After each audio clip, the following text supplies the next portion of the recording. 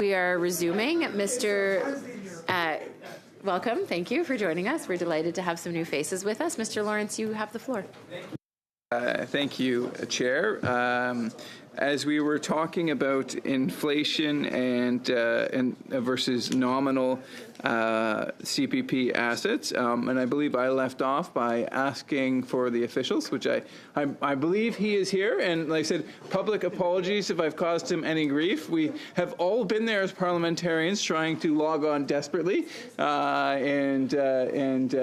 I apologize for if I caused him any grief. And then traffic in Ottawa can sometimes not be fun either. But thank you, sir, for appearing. I greatly appreciate it. And I was just wondering if you'd be kind enough to share with us how the numbers for the CPP are currently shown in the most recent evaluation and then in the triennial. Of course, specifically, I'm interested in whether they're presented in nominal dollars, inflation dollars, or both. Thank you very much, Mr. Stewart, if you'd be kind enough. Great. Thank you for the question. I guess I'll start off by stating that I'll start with the 32nd actuarial report, which was tabled on December 8th of 2025, and it shows an assessment and the financial health of the plan over the next 75 years, and it confirms that the Canada Pension Plan is financially sustainable with the minimum contribution rate set at about 70 basis points below the statutory rate of 9.9 for the base plan. The 33rd report, actuarial report, is a supplemental report to the 32nd actuarial report. It is based on the same assumptions, I'll say, or general assumptions as the 32nd actuarial report, but the only difference is it reflects the proposed change in Bill C-30, which is done pursuant to the existing legislation in the Canada Pension Plan Act, Section 115. In terms of the report, what I'll speak to about versus nominal versus real, I'll just say that the chief actuary, in fulfilling the report, follows actuarial principles in calculating or in analyzing the health of the plan, the financial health of the plan. And there are inflation assumptions built into the numbers for benefits, contributions, growth of employee earnings, and kind of the increase in employment earnings and where it's forecasted to go and how that feeds into contributions and benefits paid out. Okay, on the, I believe, and correct me if I'm wrong, that the global projected rate of return on CPP is 4.05. That's inflation adjusted or in real terms. Is that correct? Thank you for the question. That would be correct. So that's the real rate of return assumption that is built into the 32nd actuarial report, which is also embedded as part of the 33rd actuarial report. Okay. So it's kind of the forecasted real return rate assumption used over the next 75 years to calculate whether the plan is financially sustainable. And this might come off a little convoluted, but I'm just trying to think of a way of framing this. Do you utilize a nominal rate? In other words, is there an assumed inflation rate? So if the inflation rate, for example, was assumed to be 3%, you actually believe that CPP should generate 7.05. If that's not the way you do it, please explain how you do. Thank you for the question. I can't explain exactly how the calculations are done, given that the calculations are done by the Office of the Chief Actuary, or specifically the Chief Actuary of Canada. I'm just looking here. I don't have the complete 32nd actuarial report in front of me. I just have the summary, but I do believe that the assumed inflation rate, again, over the next 75 years is 2%, or thereby ballparking it. Which is based on kind of the Bank of Canada and its inflation targeting practices. Okay, and that's that. Thank you very much for sharing. So I think it's fair for everyone to know that there is an assumed rate of inflation, and obviously, if in fact that rate of inflation went up, that could cause it could go either way, I suppose. There could be asset inflation, which actually improve the performance of CPP, which would make it more stable. But a higher sustained rate of inflation could also perhaps make CPP unsustainable if combined with other factors. I don't think inflation. I think it'd be hard pressed for inflation to do that alone. But if you can't comment on that, that's just my. If you could have anything to add, great, Mr. Stewart. If you don't, I understand. I don't think I would have anything to add. No worries. Thank you, Mr. Stewart. Thank you very much, and I really appreciate you coming in. And thank you very much. And like I said, any apologies again if I caused you any hassle this morning. Thank you. Thank you, Mr. Lawrence. Ms. Cronus. Thank you very much, Madam Chair. I'd also like to ask some questions of the officials. I'm wondering, and I imagine that my questions will be for Mr. Stewart. Mr. Stewart, can you explain why projected CPP assets in nominal dollars alone might not give Canadians the full picture of the state of the Canada Pension Plan? Thank you for the question.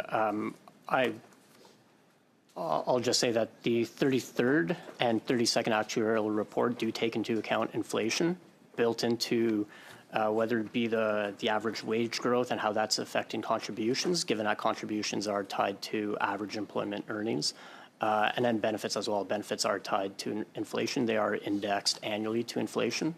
All of that is taken into account as part of the Chief Actuary's reporting. Does the actuarial report lay out the assumptions that it makes when the assumptions that underlie the calculations in the report? Thank you for the question. Indeed. So the report is fairly thorough. It's a pretty long report. It's a couple hundred pages, if I'm not mistaken, and full confidence in a chief actuary. All the assumptions undermining or underpinnings, apologies.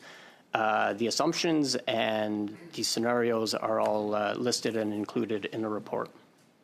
Just to be clear, I'm not trying to challenge that report in any way, shape, or form. When we talk about an amendment to be able to bring the information to the House, what we talk about is presenting it in a form that's digestible by parliamentarians, and also in a form, I believe the next sub-amendment we're going to talk about, which I will not ask any questions about right now or expound on, talks about requiring the report to be written in plain English. And so just in plain English, can you explain what kind of assumptions go into that underlie the inflationary calculations in terms of the difference between the nominal and inflationary rates? Thank you for the question. Again, my answer would be referring back to the 32nd and 33rd actuarial report, which are based on a whole series of economic factors, demographic factors, just trends, what the chief actuary is seeing as experience, and then building that into the reports and analysis, including on inflation. I understand that you want to refer back to the report, and I appreciate that. What I'm actually asking you to do is to explain that part of the report in plain English in this room.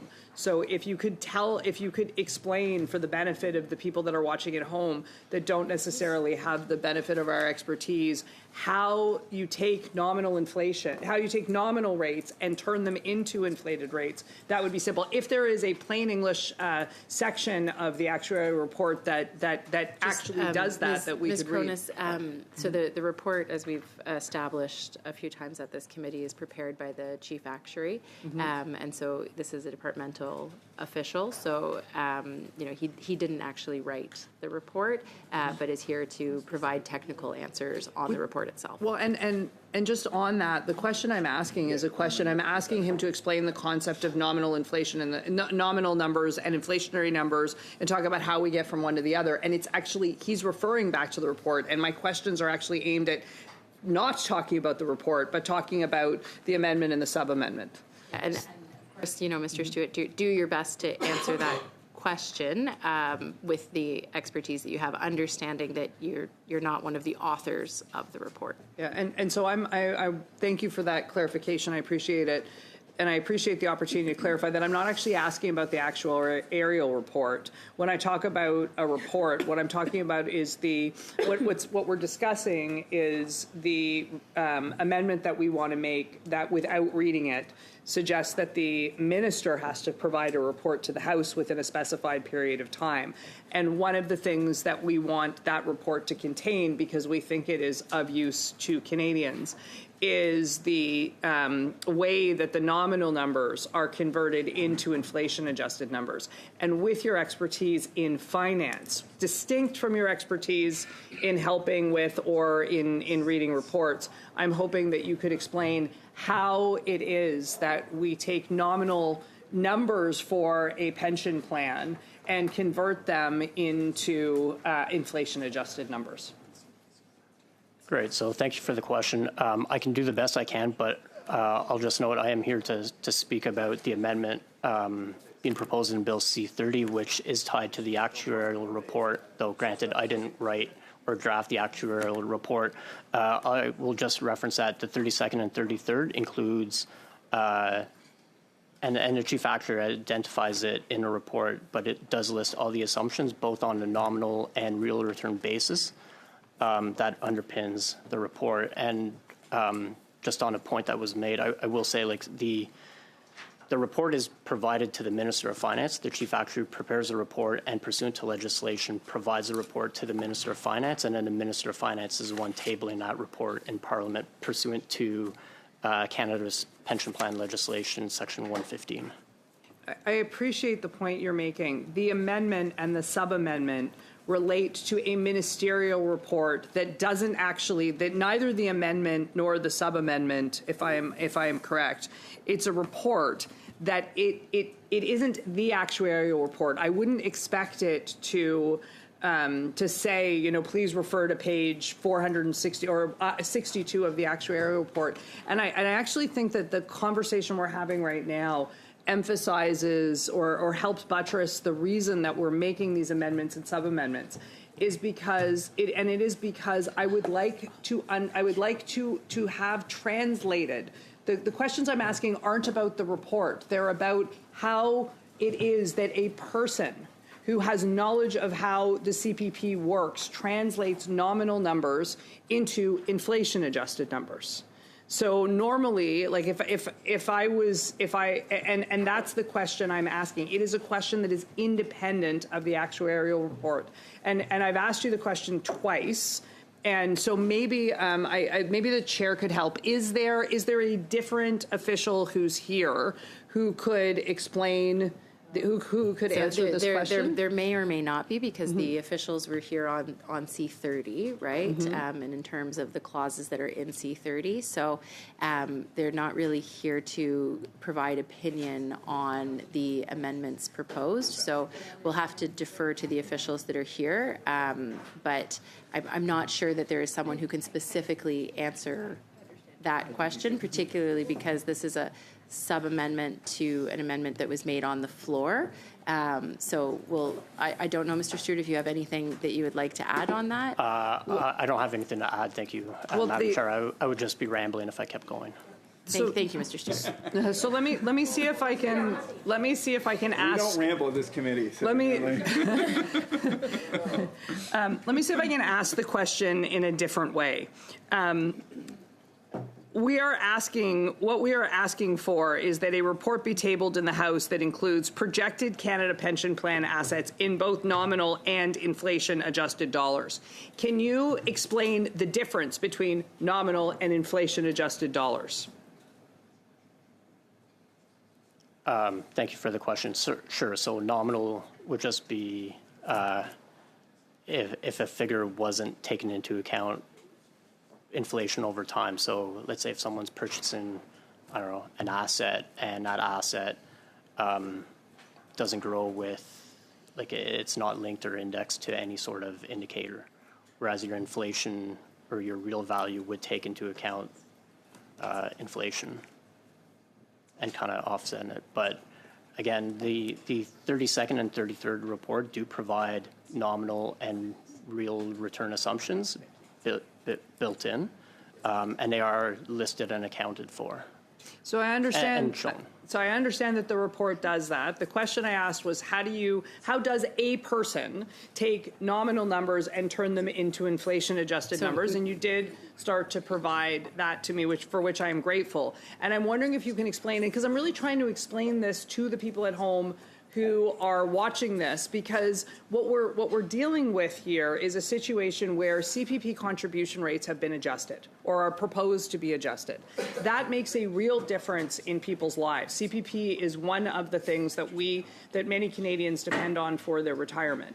And so what I'm trying to do here is I'm trying to in the interest of being able to talk about the value of this amendment and the value of the sub-amendment, what I'm trying to do is to explain how the amendment and sub-amendment will translate data that is included in the actuarial report in the kind of finance language that all of us in this room are comfortable with and used to using into concepts that people can understand, so that they can follow along with us and evaluate the work that we are doing in the House of Commons. So my question is, given the way that you've described that we take nominal rates and we adjust those rates through a formula to reflect inflation-adjusted numbers, can you apply that concept to the assets of the Canada Pension Plan and explain how we take nominal numbers that are in the plan, in the actuarial report, in the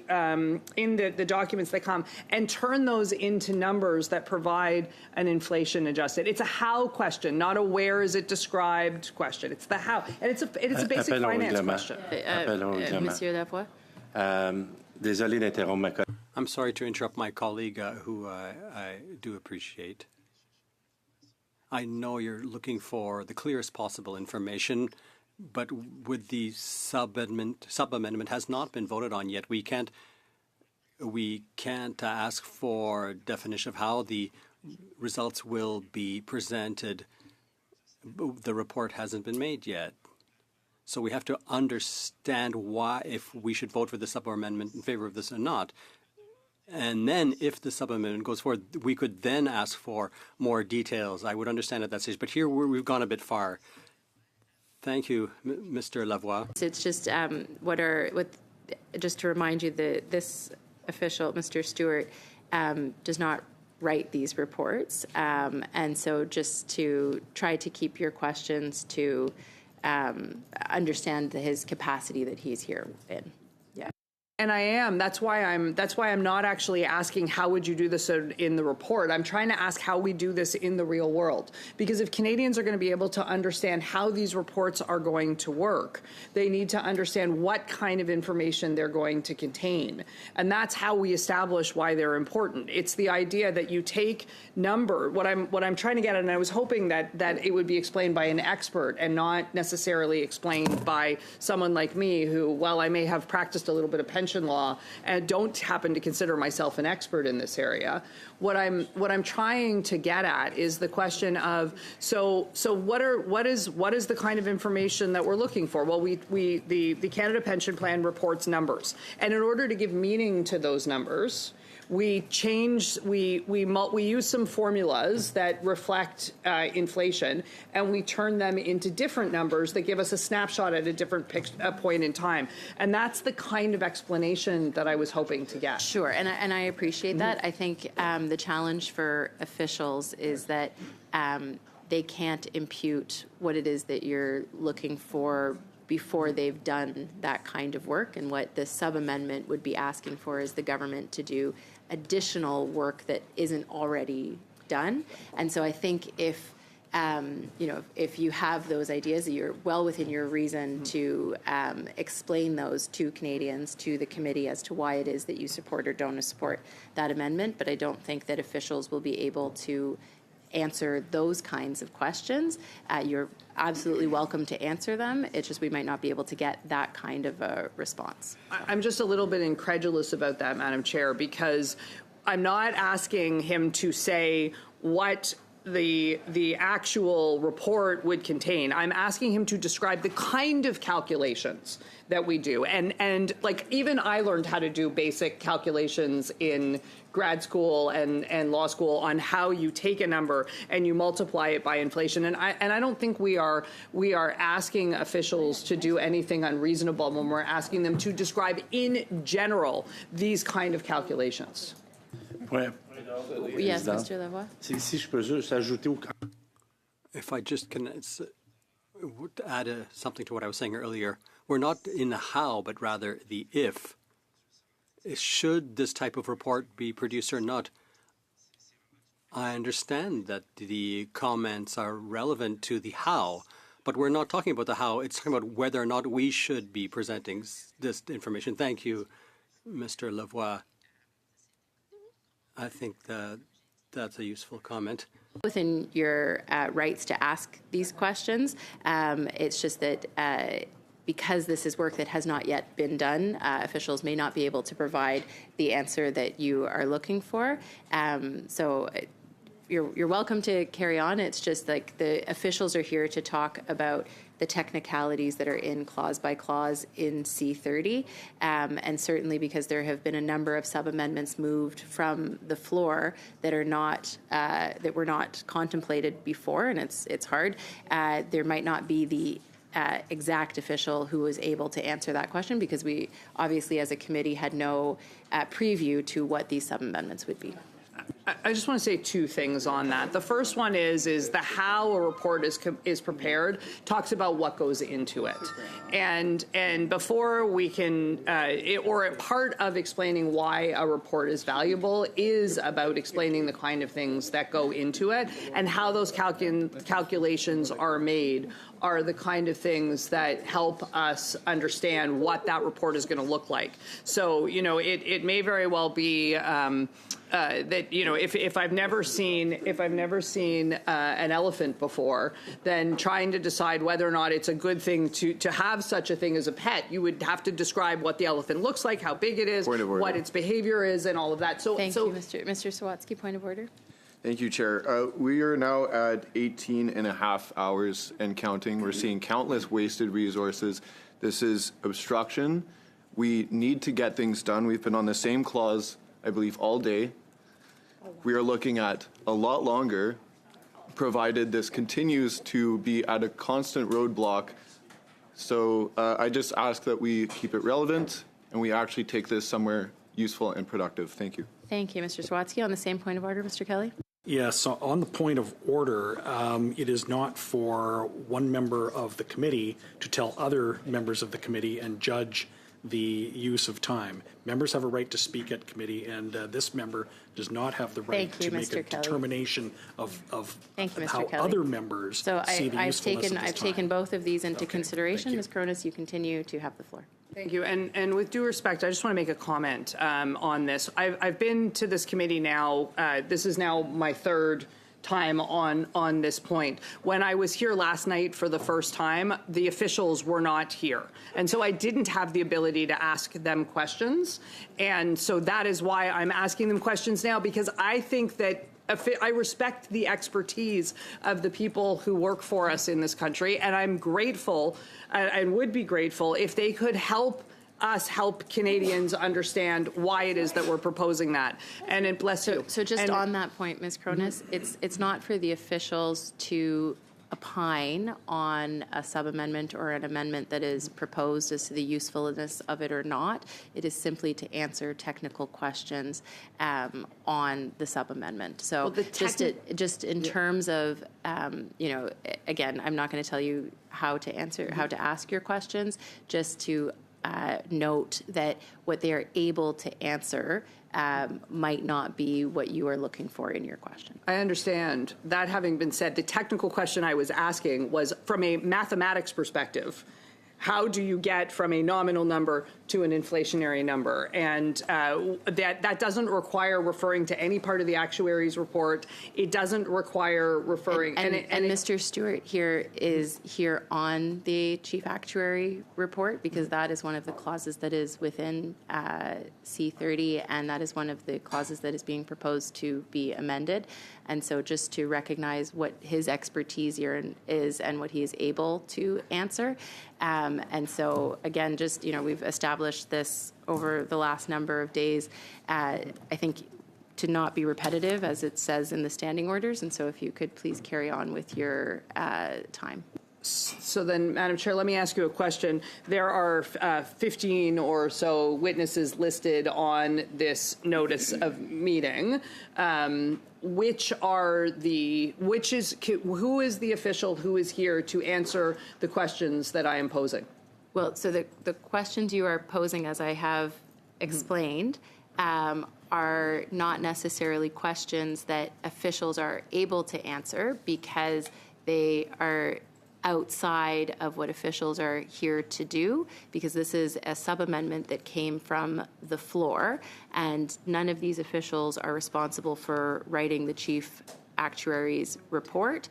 And so, as I said, you are welcome to answer the questions, but there may not be officials who are able to answer them. So let me ask this a different way. There are 2, 4, 6, 8, 10 officials from finance listed on here. Are none of those finance officials able to answer questions about how we, are none of those people able to answer questions beyond technical questions about within the four corners of the actuarial report? There will be finance officials who are here on different elements of finance that the Department of Finance works on. Mr. Stewart is here on the chief actuary's report. And so he is able to answer technical questions on that report. What this sub-amendment is doing is proposing a new report. And so if you have opinions or thoughts or arguments as to why you support this sub-amendment, you're absolutely welcome to make them or not. And you're absolutely welcome to ask him questions, but he likely will not be able to answer them if they're outside of his area of expertise. So just letting, that is part of the challenge when sub-amendments are made from the floor, is that we have a certain number of officials who are here. They have expertise, but they're not here to opine on the necessity or not of a proposal from a member of Parliament. So, but is it not one of this part of the standing rules that during the clause-by-clause consideration of a government bill, officials from the departments concerned normally remain before a committee as witnesses in order? They are here. In order. No, I'm not done, Ms. Cronus. They are here. We have a list of officials that are here who are experts on the clauses, and so there is not a lack of officials for the work that we are here to do. What you are asking goes beyond the expertise because it was not previewed. We didn't know this was coming. And so therefore we have access to the experts that are here. And so again, you may continue to ask your questions, but I'm not going to continue down this line of dialogue with you further because I've made my point and we need to carry on. And so if you would like to carry on with the floor, please continue and we'll go from there. So I think this is now a point of order. I would like to know who the witnesses are who are here to provide technical explanations of the effect of individual clauses of the bill and the technical implications of proposed amendments. The questions I am asking are about the technical implications of proposed amendments. Ms. Cronus, you have a list of officials. I've already told you that Mr. Stewart is here, and he is one of the experts on this, on the sub-amendment. But part of what the sub-amendment is asking is beyond what the government currently does. So there is likely not an official who could answer your question because this is new work that you are asking the government to do. So I'm going to ask very politely that you move on from this point and continue with your time. I mean, what I'm hearing is that there are not officials who are able to explain how grade 11 economics works. But I'm going to ask a different question. I'll turn to a different line of questioning. Ms. Cronus, I would really appreciate that we don't, impugn the ability of our officials, and so I ask you to withdraw that comment, please. It's not the ability of the officials. It's the decision as to who the. Ms. Cronus, I would respectfully ask that you withdraw that comment about our I am officials. very happy to withdraw that comment. I think that the officials are more than capable of answering the questions that I have proposed. Let me ask a different question. In terms of the kind of assets that are valued through the actuarial report, what does that asset mix look like? Are some of the assets liquid? Are some of them illiquid? That would be based on the current investments by the Canada Pension Plan Investment Board, which is an independent Crown corporation from the government.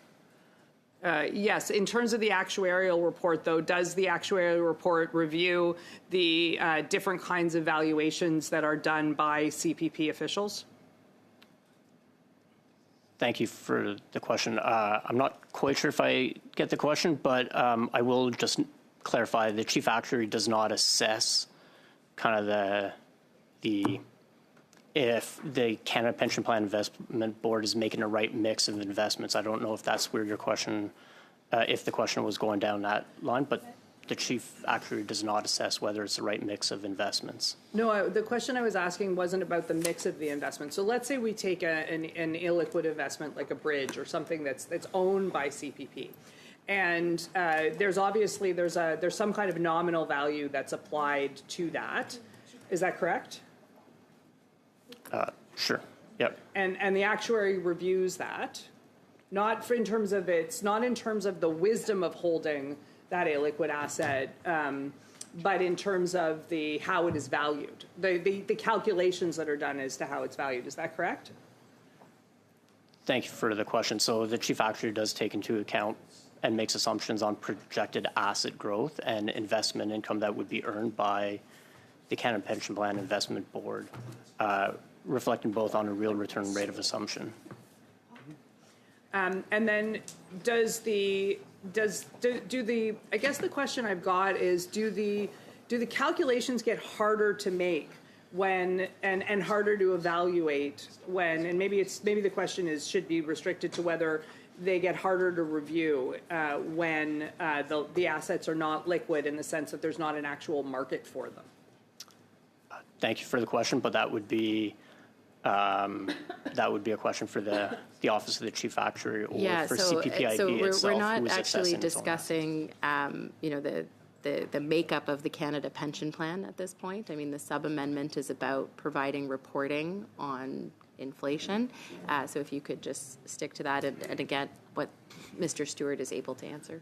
Okay, well, maybe the best thing for me to do then is it sounds like the questions that I have as a parliamentarian are not able to be answered in this setting in the Finance Committee, and that's okay. I think that it actually leads me back to the amendment and the sub-amendment, because for the people that are watching at home, the reason why we are proposing this amendment and sub-amendment, the reason why we'd like to have a report prepared that includes the things that we're talking about in the sub-amendment, so that those questions can so that report can come to Parliament, is precisely so that we can ask the kind of questions that I've been asking today.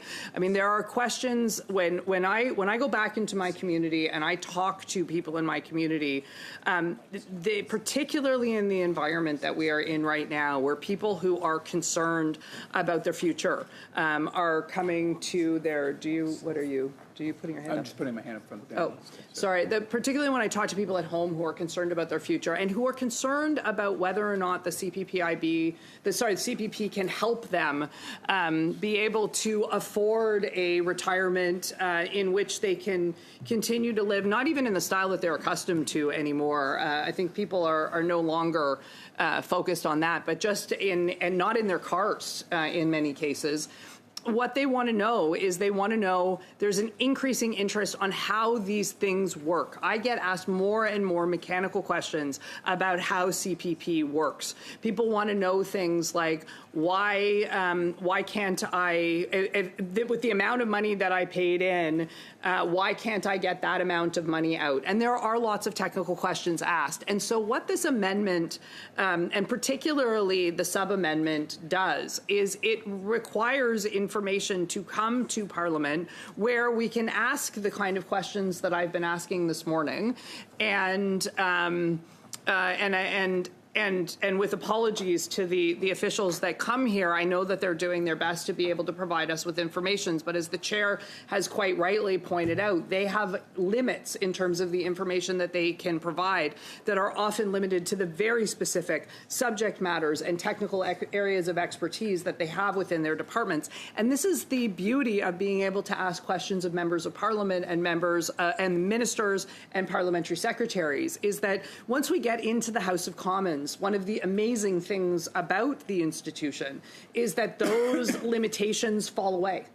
That that members of the House are required to answer the questions that we ask in the chamber, and if they don't answer those questions, they don't have. And I recognize that it's not a luxury, because I know that you would love to answer all of these questions and that you have the expertise to do it, but they don't have the restrictions. That's the word I'm looking for that we have in these committees. And so this really reinforces to me the reason why we're asking for the amendment and the sub-amendment, because I would like the opportunity to be able to ask the kind of questions that I'm asking today of the minister. I think it is important to know how we get from the numbers that are in a report in any given year to more, it's not that they're more realistic numbers, but sort of longer term numbers that relate to different points in time that allow us to be able to really evaluate the health of the plan and the ability of parliamentarians, or the plan to, really the ability of the plan to be able to withstand the kind of adjustments that we make to it when we change those contribution rates, whether we change them up or down, because it's true that we've never lowered them before this. It doesn't mean that won't happen in the future. I mean, the government it clearly was taking more money from Canadians than it should have, which is why we're lowering the rates. But what I'd like to be able to see is I'd like to be able to understand not just how the nominal to inflationary works for some of the more liquid assets, but as we know, the Canadian pension plan, the Canada Pension Plan, has liquid assets in the terms of regular stocks and bonds, but it also has things that get traded on secondary markets, which means that sometimes they're easy to buy and sometimes they're harder to buy depending on what's going on. And the Canada Pension Plan also holds all kinds of illiquid assets that it has to evaluate. And so I'm going to stop there, Madam Chair, because I think I've made the point that I wanted to make, which is that when we're in committees like this and we are restricted to all kinds of technical points, sometimes that whole picture doesn't come through. And with the report that we are proposing and the sub-amendments that show some of the things that we'd like in that report, I really hope that my Liberal colleagues would also be as curious as we are about how CPP works, how those things translate into things that ordinary Canadians and myself as an ordinary Canadian care about, so that we can get better information and be able to make sure that our government is serving us all. So thank you very much for that. Okay, thank you, Ms. Cronus. A point of order, Mr. Kelly? Madam Chair, I guess it's 11 minutes after 2, and normal practice of committee would be to break for and suspend for question periods. So I note that we did not yesterday, which is almost it's not unprecedented, but it's extraordinarily unusual. I think it's been many years since that's happened. I just thought I would ask, so that members can manage the rest of their day, whether or not you will now suspend for question period. Nope. Nope. Okay. Yeah, thank you. Thank you very much, Mr. Lawrence. You have the floor. Yeah. Thank you. at this point, if we are ever going to convince the Liberals, we have already exhausted that point, I believe.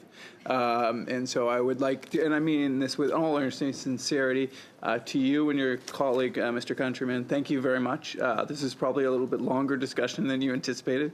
Really do appreciate you sticking with us and providing the answers to the best of your ability, sir. And please extend it to Mr. Countryman as well. At that point, I would say let's call the question. Look how constructive. Thank you. We like him. Yeah, so. So you can vote with us? 1 second, guys. I haven't done this for so long. Practice, Chair. It's been so long since I've been able to ask for a vote. Shall CPC sub-amendment 7 to CPC 13 carry? Yes. Carried on division? Carried on division. Not carried on division. No, my God, no. Recorded vote. Thank you. I almost had a Liberal whip which is about run over here. I almost had that. Mr. Sheffick? Chief K? Sheffick, sorry. Oh, I just wondered if there was. Oh, no, yeah, I am voting no. Madam Clancy? No. No. Mr. Solsky? Mr. McDonald? Hey. Madame Martin? Contre. Monsieur Lavoie? Contre. Mr. Kelly? Yay. Madame Kobina? Yay. Madame Crony? Yes. Mr. Lawrence? Yes. Monsieur Sainte-Marie? Abstention. Yé pour 4, né contre 6. Okay, sub-amendment 7 to CPC 13 fails. I'd just like the record to note that there's still a great deal of collegiality on this committee, 20 hours in, and I thank members for that. Mr. Kelly, you have the floor on CPC 13.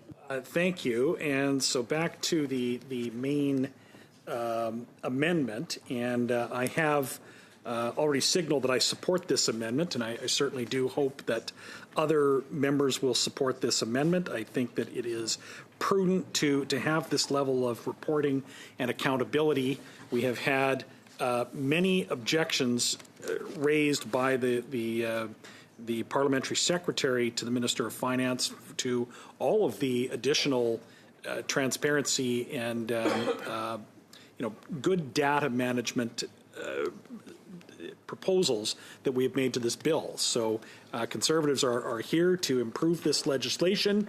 We have many issues with a number of the things in C30. In fact, this is, of course, the budget implementation, or the Spring Economic Statements Implementation Act. It is something that we do not support. Because we don't support the government's entire approach to budgeting, and I think that our concerns with that have been vindicated by so many reports that keep coming out. So we're doing our best with a bill that has a lot of problems, but we're dedicated to making this a better bill by proposing reasonable amendments that one would hope the members of the government could support, including this one, which would trigger a reporting mechanism that would be helpful for Canadians and helpful for policymakers. So if we can't undo the inflationary spending, the deficits, the botched deficit projections that were contained in this economic statement, the projections of the finance minister were in fact debunked by the parliamentary budget officer last week. If we can't undo all of these things, then we owe it to ourselves to at least try and be positive in whatever way we can by increasing the accountability measures that this government would be forced to undertake as a result of the amendments we're proposing. So this one is a reasonable one. It is to do with the Canada Pension Plan and amends that act so that Canadians will have just better information about a program that is so important to the long-term financial plans of Canadians. And it's Canadians of all ages. I mean, young Canadians that are beginning their, if they're beginning their own lives as independent adults, or maybe even not independent yet, given the high cost of living. But and it's hard to get young people to really focus on retirement. But it is when Canadians are young when it's most important. The long-term effect of compounding interest and of return over time is so critical. So the decisions that young Canadians make now have such, it has a real impact on how they will live out the later years of their life. And the Canada Pension Plan is an important part of that. It is, some planners, call it one of a three-legged stool to go on with employer retirement benefit and private savings. Employer pension plans are increasingly rare. And so Canadians are increasingly looking at having to save for their own retirements, which is extraordinarily difficult to do when housing for most Canadians, young Canadians especially, chews up almost all of their income. And with the other high costs they face, the cost of groceries, the cost of fuel, all of the living expenses that have spiraled up and out of control for so many young Canadians, the Canada Pension Plan is just that much more important to the long-term financial health of young Canadians, whether they know it or not, whether they appreciate it or not at their young age. And I have three young adult children, and I'm in contact with lots of young people and sort of what they're going through as they start out their adult lives and are beginning to leave school, or maybe are completing their education.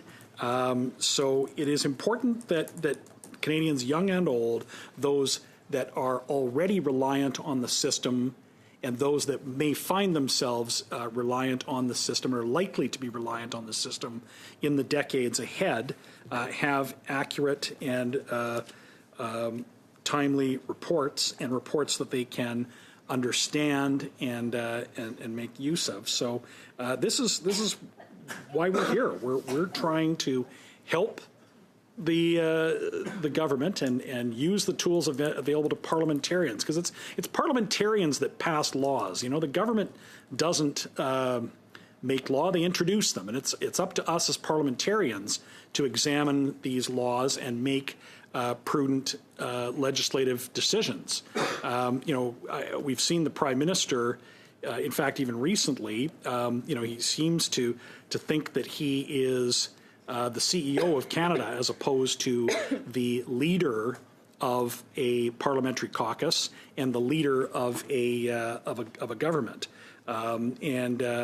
He has to perhaps need some help with his civics and know that it's Parliament that makes laws, and we are going to do the best we can at this committee to help make a better law for Canadians. And to that end, I do have another suggestion, another helpful possibility to make this amendment maybe more palatable to the government, who have signaled their intention to oppose CPC Mr. Kelly, Amendment 13. you moved CPC 13, so you cannot move a sub-amendment. Oh, you know what?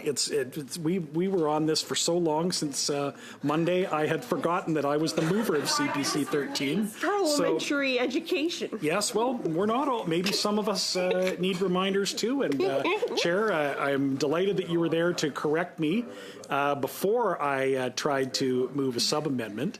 So you're correct. I can't move a sub-amendment, so I won't. I'll maybe just finish off and have a couple of more words about the amendment itself before I invite. There may be others at the table who have sub-amendments. In fact, maybe the government has, or maybe the government members have a sub-amendment of their own that they wish to propose, since they don't like the amendment on C13, our amendment number, Conservative Party of Canada amendment number 13. They did signal they won't support it, but I hope it's not because they actually oppose better transparency and accountability. I hope that's not the reason. And I hope that if there is another reason why they don't support Conservative Amendment number 13, that they might have their own sub-amendment. So we'll see who is able to catch your eye when I'm done speaking and maybe propose something so that we get past this roadblock on number 13 and find the right sub-amendment that will allow us to move forward with our day. So with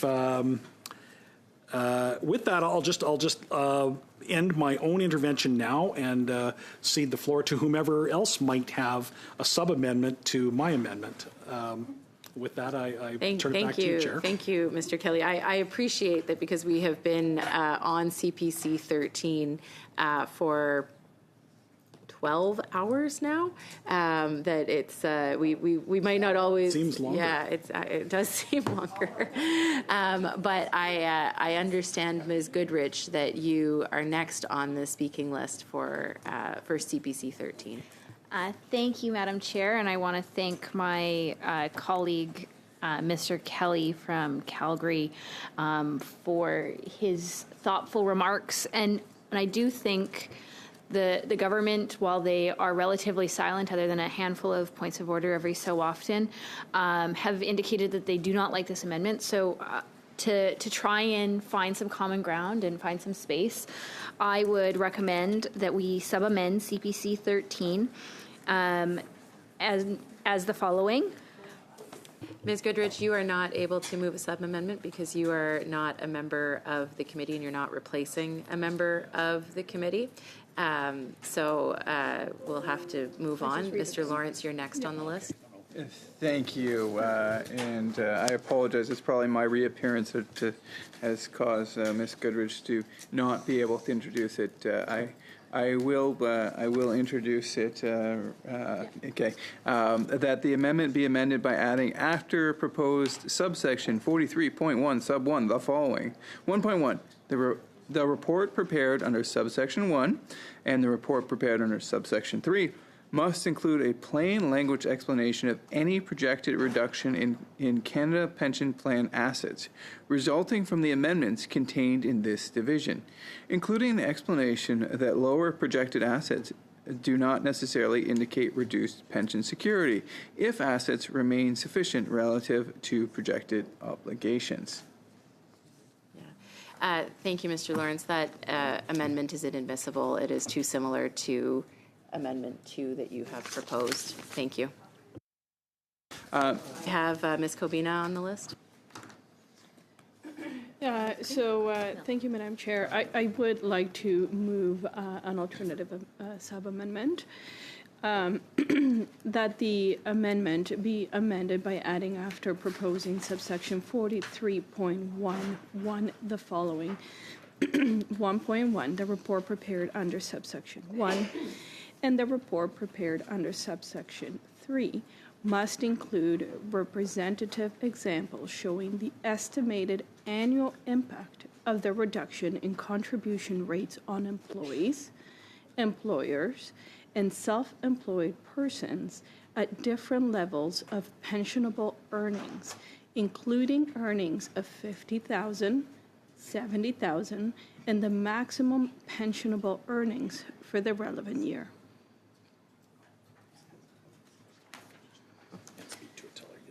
Okay. Could you please submit that in writing? Okay. Yeah, and I will speak to that as well. Okay. Yeah, I can submit it. Okay. So if you could please submit that in writing, and we will take a brief suspension to await translation.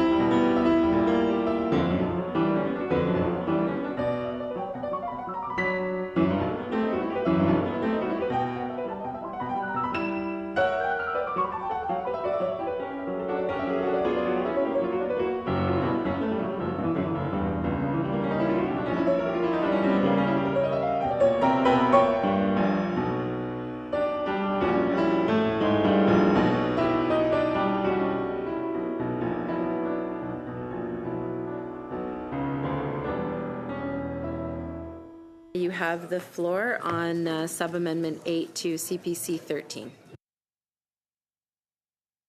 Madam Chair, and I'd like to start by just commenting briefly on a comment from a member opposite, and the comment was around the sub amendments that require clarification of further reporting being considered red tape, and I just wanted to speak to that because there is, of course, a very important difference between red tape and transparency and additional information for Canadians, but it is important not to confuse the two, not only for the government not to confuse the two, but also for Canadians to understand that there is, in fact, a big difference between the two.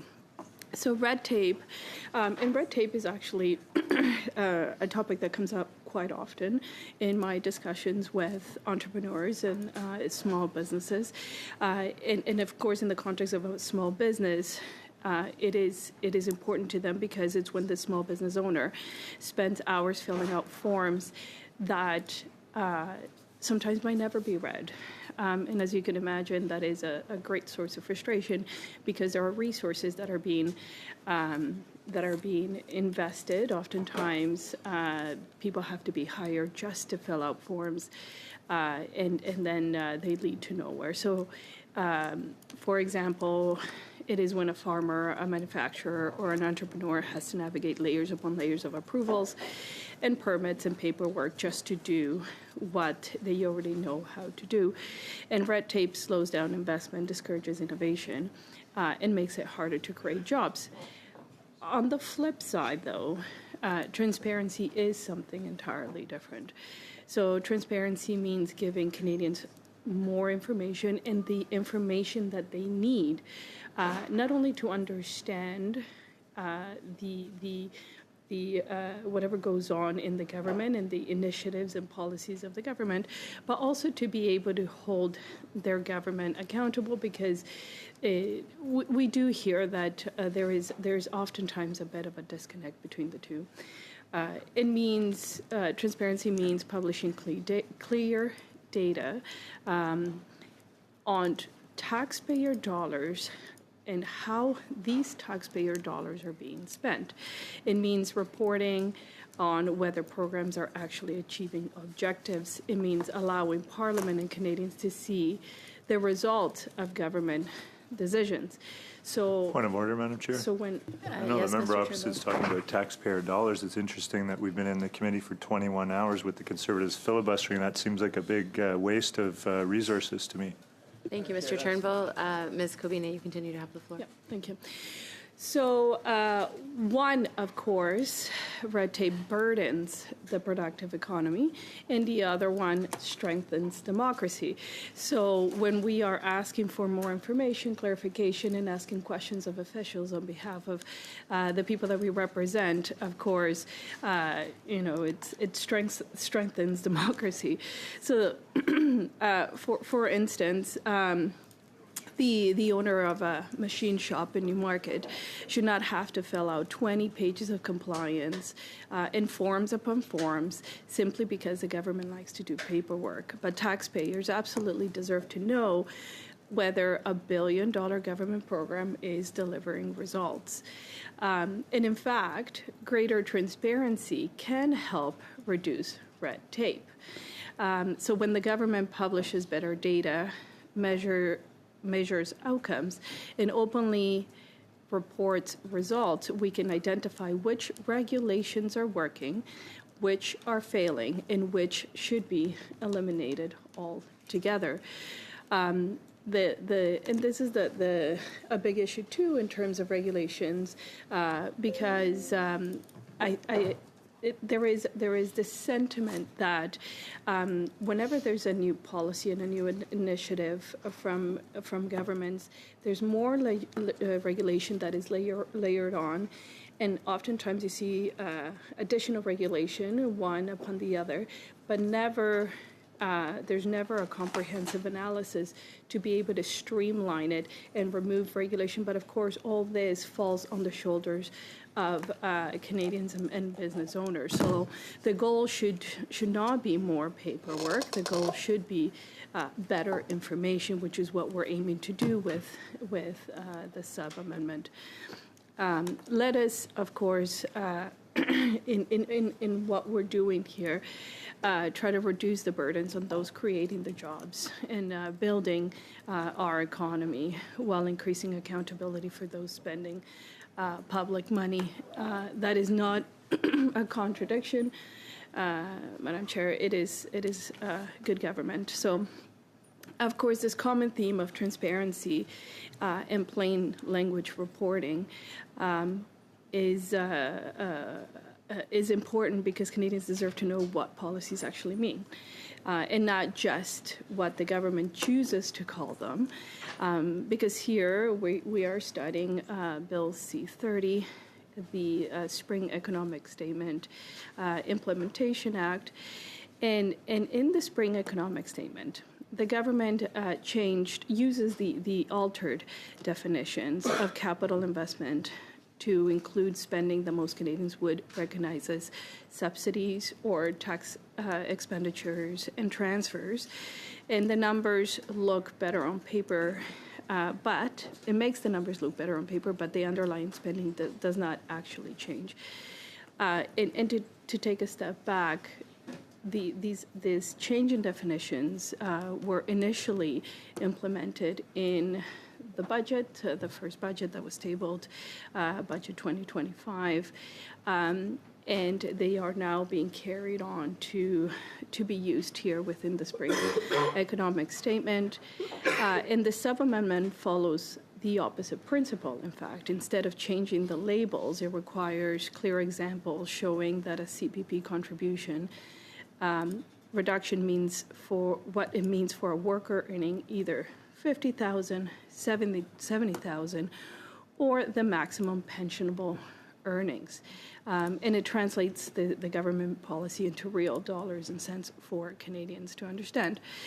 So I just want to ensure that we are having this discussion within the right context. And of course, within the last election, the Prime Minister had promised that he would balance the operating budget within 3 years. That was a campaign promise, and that was a serious promise. It was meant to reassure Canadians that after years, and a decade really, of rising spending, rising deficits, and of course, taking on an incredible amount of debt, that this Prime Minister would bring discipline, fiscal discipline, back to Ottawa,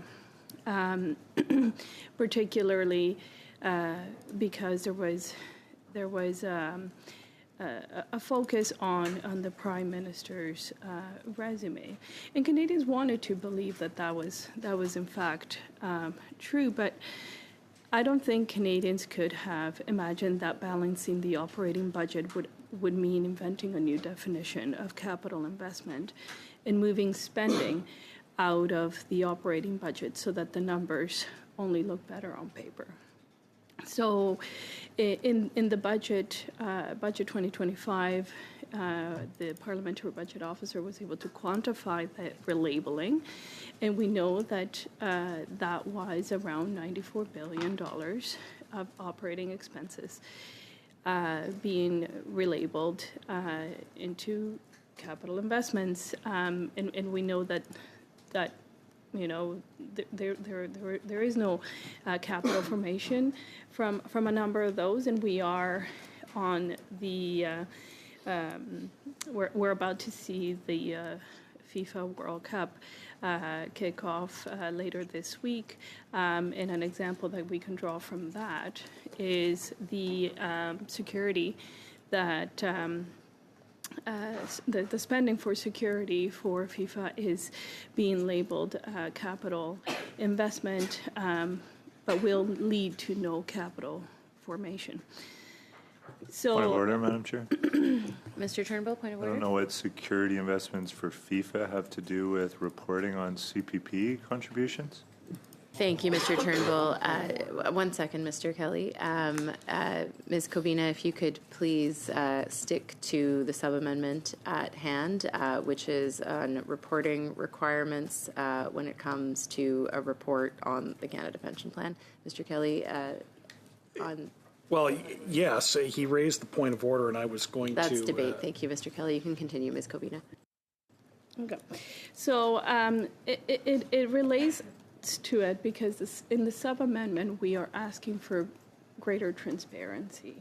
But when the sub-amendment is being dismissed by members opposite as red tape, there's that common theme, like I mentioned, around better information for Canadians, and this whole theme of relabeling of line items within the budget, which is in the spring economic statement, which is what we're discussing right now, which in fact makes it more difficult for Canadians to be able to understand the numbers, because it, of course, now with a new definition, not only is it difficult to have a comparative analysis from previous years, previous budgets, because now everything has been reclassified, but also when you're trying to do a comparative analysis with for instance, other countries. Well, if the definition is not used anywhere else in the world, that would be difficult to do. And here, again, just getting back to what this reclassification or new capital framework that is being used in the spring economic statement. Point of order. Yes, Mr. Turnbull. Madam Chair, we're not talking about a capital budgeting framework. We're talking about a very specific measure in the Spring Economic Update and Implementation Act, which is to reduce CPP contributions. I get that the sub-amendment, so as is claimed by the Conservatives, is supposed to increase transparency on something that already gets reported on, but still the argument that Ms. Cobina is making doesn't seem to be relevant to the actual issue at hand. Thank you, Mr. Turnbull. Ms. Cobina, I just remind you that we're in clause by clause, and so it's there's a requirement to be relevant when we're talking about the sub-amendment that is being presented, and so if you could focus your remarks specifically on your arguments for that sub-amendment. Thank you. Okay. Well, the sub-amendment, as I mentioned, is about showing Canadians exactly how much money they would save if the CPP contribution rates were reduced.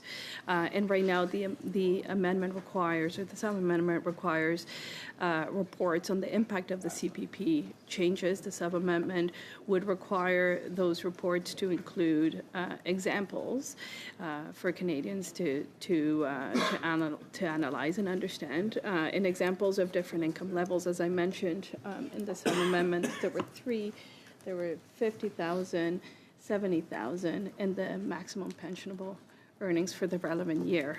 So, for example, if the CPP contribution rates were reduced by 1 percentage point, for instance, then the report might have to show differently. So that's what the sub-amendment is about, and it is, again, about showing Canadians more information, clear information and relevant information, which is, in fact, the opposite of what the Spring Economic Statement and the redefinitions in what that means for Canadians, because, as I was mentioning before, these the change in definitions creates a scenario where, for simple terms for Canadians to understand, it's like calling your grocery bill a mortgage payment or a utility bill an RRSP contribution. So, unfortunately, Canadians don't have the luxury of being able to follow exactly what the government is doing in terms of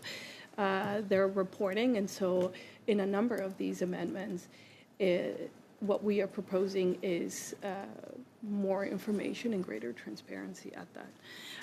But when the government takes Canadians' money and then gives it away in, for example, so Ms. Cobina, just a reminder, this is on a sub-amendment to an amendment of a report. Yes. on the Canada Pension Plan. So if you could keep your remarks focused on the sub-amendment at hand, please. Thank you. Yeah. Well, sorry? Yeah. Yeah, no, this goes in line, like I said, with the sub-amendment, in that the spirit of it is providing the more information to Canadians.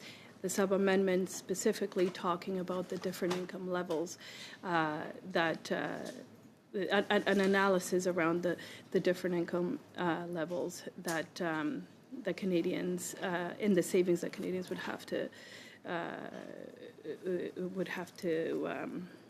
benefit from if the CPP contribution rates were reduced.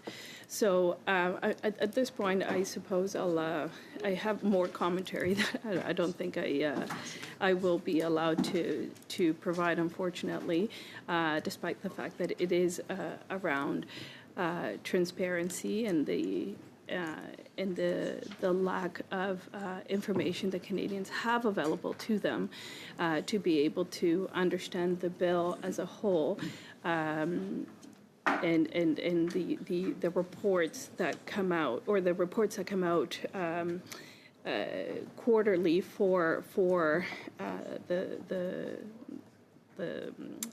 financial books of the country, and not being able to reconcile those because of the. But Ms. Coibina, this is not about this is specifically about an amendment to a report on the Canada Pension Plan. Yeah. No, at this point, I think it may be best to cede the floor then to the next speaker. Okay, thank you, Ms. Coibina. Ms. Cronus, you have the floor. Thank you, Madam Chair. The sub-amendment we're debating now is about making the minister's report practical and understandable to Canadians. So to recap, the amendment before us would require the Minister of Finance to prepare a report on the I'm getting there, I promise, on the impact of the CPP amendments contained in this division. That report would, of course, look at the financial state of the CPP and its contribution rates. Earlier sub-amendments dealt with the need for clear financial projections, real inflation-adjusted numbers, and plain language explanations of the CPP's long-term sustainability. Point of order. What this amendment Mr. does. Turnbull. Madam Chair, you probably can anticipate what I'm going to say, but this is not about previous sub-amendments. This is on a specific sub-amendment. I would just ask that Ms. Cronus, I hope I said it right, could maybe you could encourage her to focus on this sub-amendment and not speak to previous ones. Thank you, Mr. Those are Turnbull. matters that have already been dealt with. Yeah, so we've already dealt with those matters, so if you could please focus your remarks on this specific sub-amendment for relevancy with regards to clause by clause, which we are going through at the moment. Thank you. The words that literally were coming out of my mouth when Mr. Turnbull said his point of order were this sub-amendments. While I agree with you about repetition, and while I agree with you about the importance of the sub-amendment, when we are debating a sub-amendment and when people are trying to follow along at home, it is not unreasonable to do a sentence or two at the beginning of I would submit to you that it is not unreasonable to do a sentence or two at the beginning of the remarks in order to say, just so people are following at home, for the people that are following at home, this is the amendment, and this is what it does, and this is how the sub-amendment fits in. And I just also want to make the point that if I had been allowed to give my remarks, it would have literally Ms. Cronus, been faster at this point. You are allowed to continue. You do have the floor, so please do continue. Brothers. What this sub-amendment does, getting back to what I was going to say, what the sub-amendment does is it adds another important piece. What it does is it says that the report should include representative examples showing the estimated annual impact of the reduction in contribution rates on employees, employers, and people that are self-employed at different levels of pensionable earnings, specifically and including earnings of $50,000, $70,000, and the maximum pensionable earnings for the relevant year. In plain English, Madam Chair, what that means is that the government would have to show Canadians through this sub-amendment what the contribution rate reduction actually means for someone's paycheck or payroll costs. And the reason that this matters is because a phrase like A reduction in CPP contribution rates sounds technical. A phrase like 40 basis points is technical. Many Canadians who are watching this committee at home may not know what that means in real life. They may not know whether it means $5, $50, or $500 a year to their paycheck. They may not know whether the benefit is the same for everyone or whether it changes depending on income. What this sub-amendment would require is it would require the government to spell that out. It would require examples for an employee earning $50,000, an employee earning $70,000, and an employee earning the maximum pensionable earnings for the relevant year. It would also require examples for both employers and employees and for self-employed persons. And that's important because these groups are, of course, affected differently. For an employee, CPP contributions come off of their paycheck. If the contribution rate is reduced, of course, what that means is that the employee will see a slightly larger number at the bottom of their pay stub. For an employer, CPP contributions are a payroll cost. If the employment rate is reduced, or if it is increased through at a different time, the cost of the employing workers will go up or down depending on the direction of the change. For a self-employed person, of course, the impact is different again because self-employed Canadians pay both the employee and the employer portions. They are both the worker and the employer for CPP purposes. So when the combined rate changes, they feel the full impact of that rate directly. And these differences matter. A worker earning $50,000 or an employer employing someone who makes $50,000 is going to see a different dollar impact than someone who is earning $70,000. And of course, someone at the maximum pensionable earnings is going to see the largest dollar impact in one direction or the other than an employee at the same earnings level because, of course, they are either paying or receiving, depending on the direction of the change, both shares. And Canadians, I think, deserve to see those examples in clear terms because, of course, as we know, Canadians care very much about CPP because it is, of course, one of the main facilitators of retirement. And so, Madam Chair, the reason why this is a good sub-amendment is because it turns a policy change into something that people can understand. When government announces a change to contribution rates, it can sound like a big deal in one direction or the other. But Canadians should be able to judge that claim for themselves, and they should be able to see what the change means in dollars per year for different types of workers and for businesses. And the report should provide that information. If someone earning $50,000 receives a modest annual benefit, then the report should say that. If their deductions go up or down, the report should say that. Same with someone who's earning $70,000 a year and someone earning at the maximum pensionable level. And I think that the decision to include those three levels in this sub-amendment is quite a reasonable thing to do because we think it reflects the space in which many Canadians actually live their lives. If the employer receives a matching benefit, then the report should say that too. It's really important for businesses in this country to be able to understand the impact that the financial decisions that we make in this place have on them because it, of course, will assist them in their long-term planning in their businesses. And even more so, self-employed people often don't have the same resources available to them that businesses do, although small businesses have challenges as well. Then if a self-employed person receives that combined effect because they pay both sides, then that also should be shown clearly.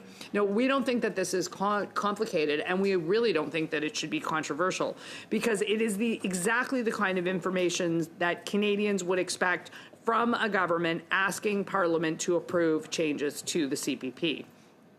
The Canadian pension plan, as we all know, is funded by contributions from workers, employers, and self-employed Canadians. That means that the people who are paying into the plan should be able to see how a rate reduction affects them. The sub-amendment, of course, is also important because it helps Canadians understand who benefits the most from the reduction. Because a contribution rate reduction is not the same as a flat payment to every Canadian. It doesn't help everyone in this country equally. First of all, it only helps people who are working and are paying CPP contributions, and the dollar value depends on how much pensionable income they earn.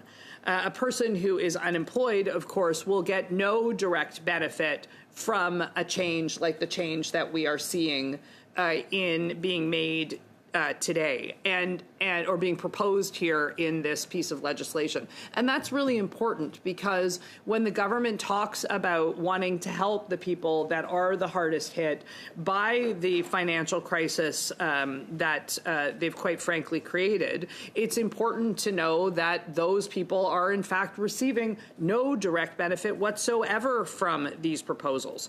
A senior who's no longer working and is not paying CPP contributions, of course, also will get no direct benefit, despite the fact that this government claims to be concerned with those people.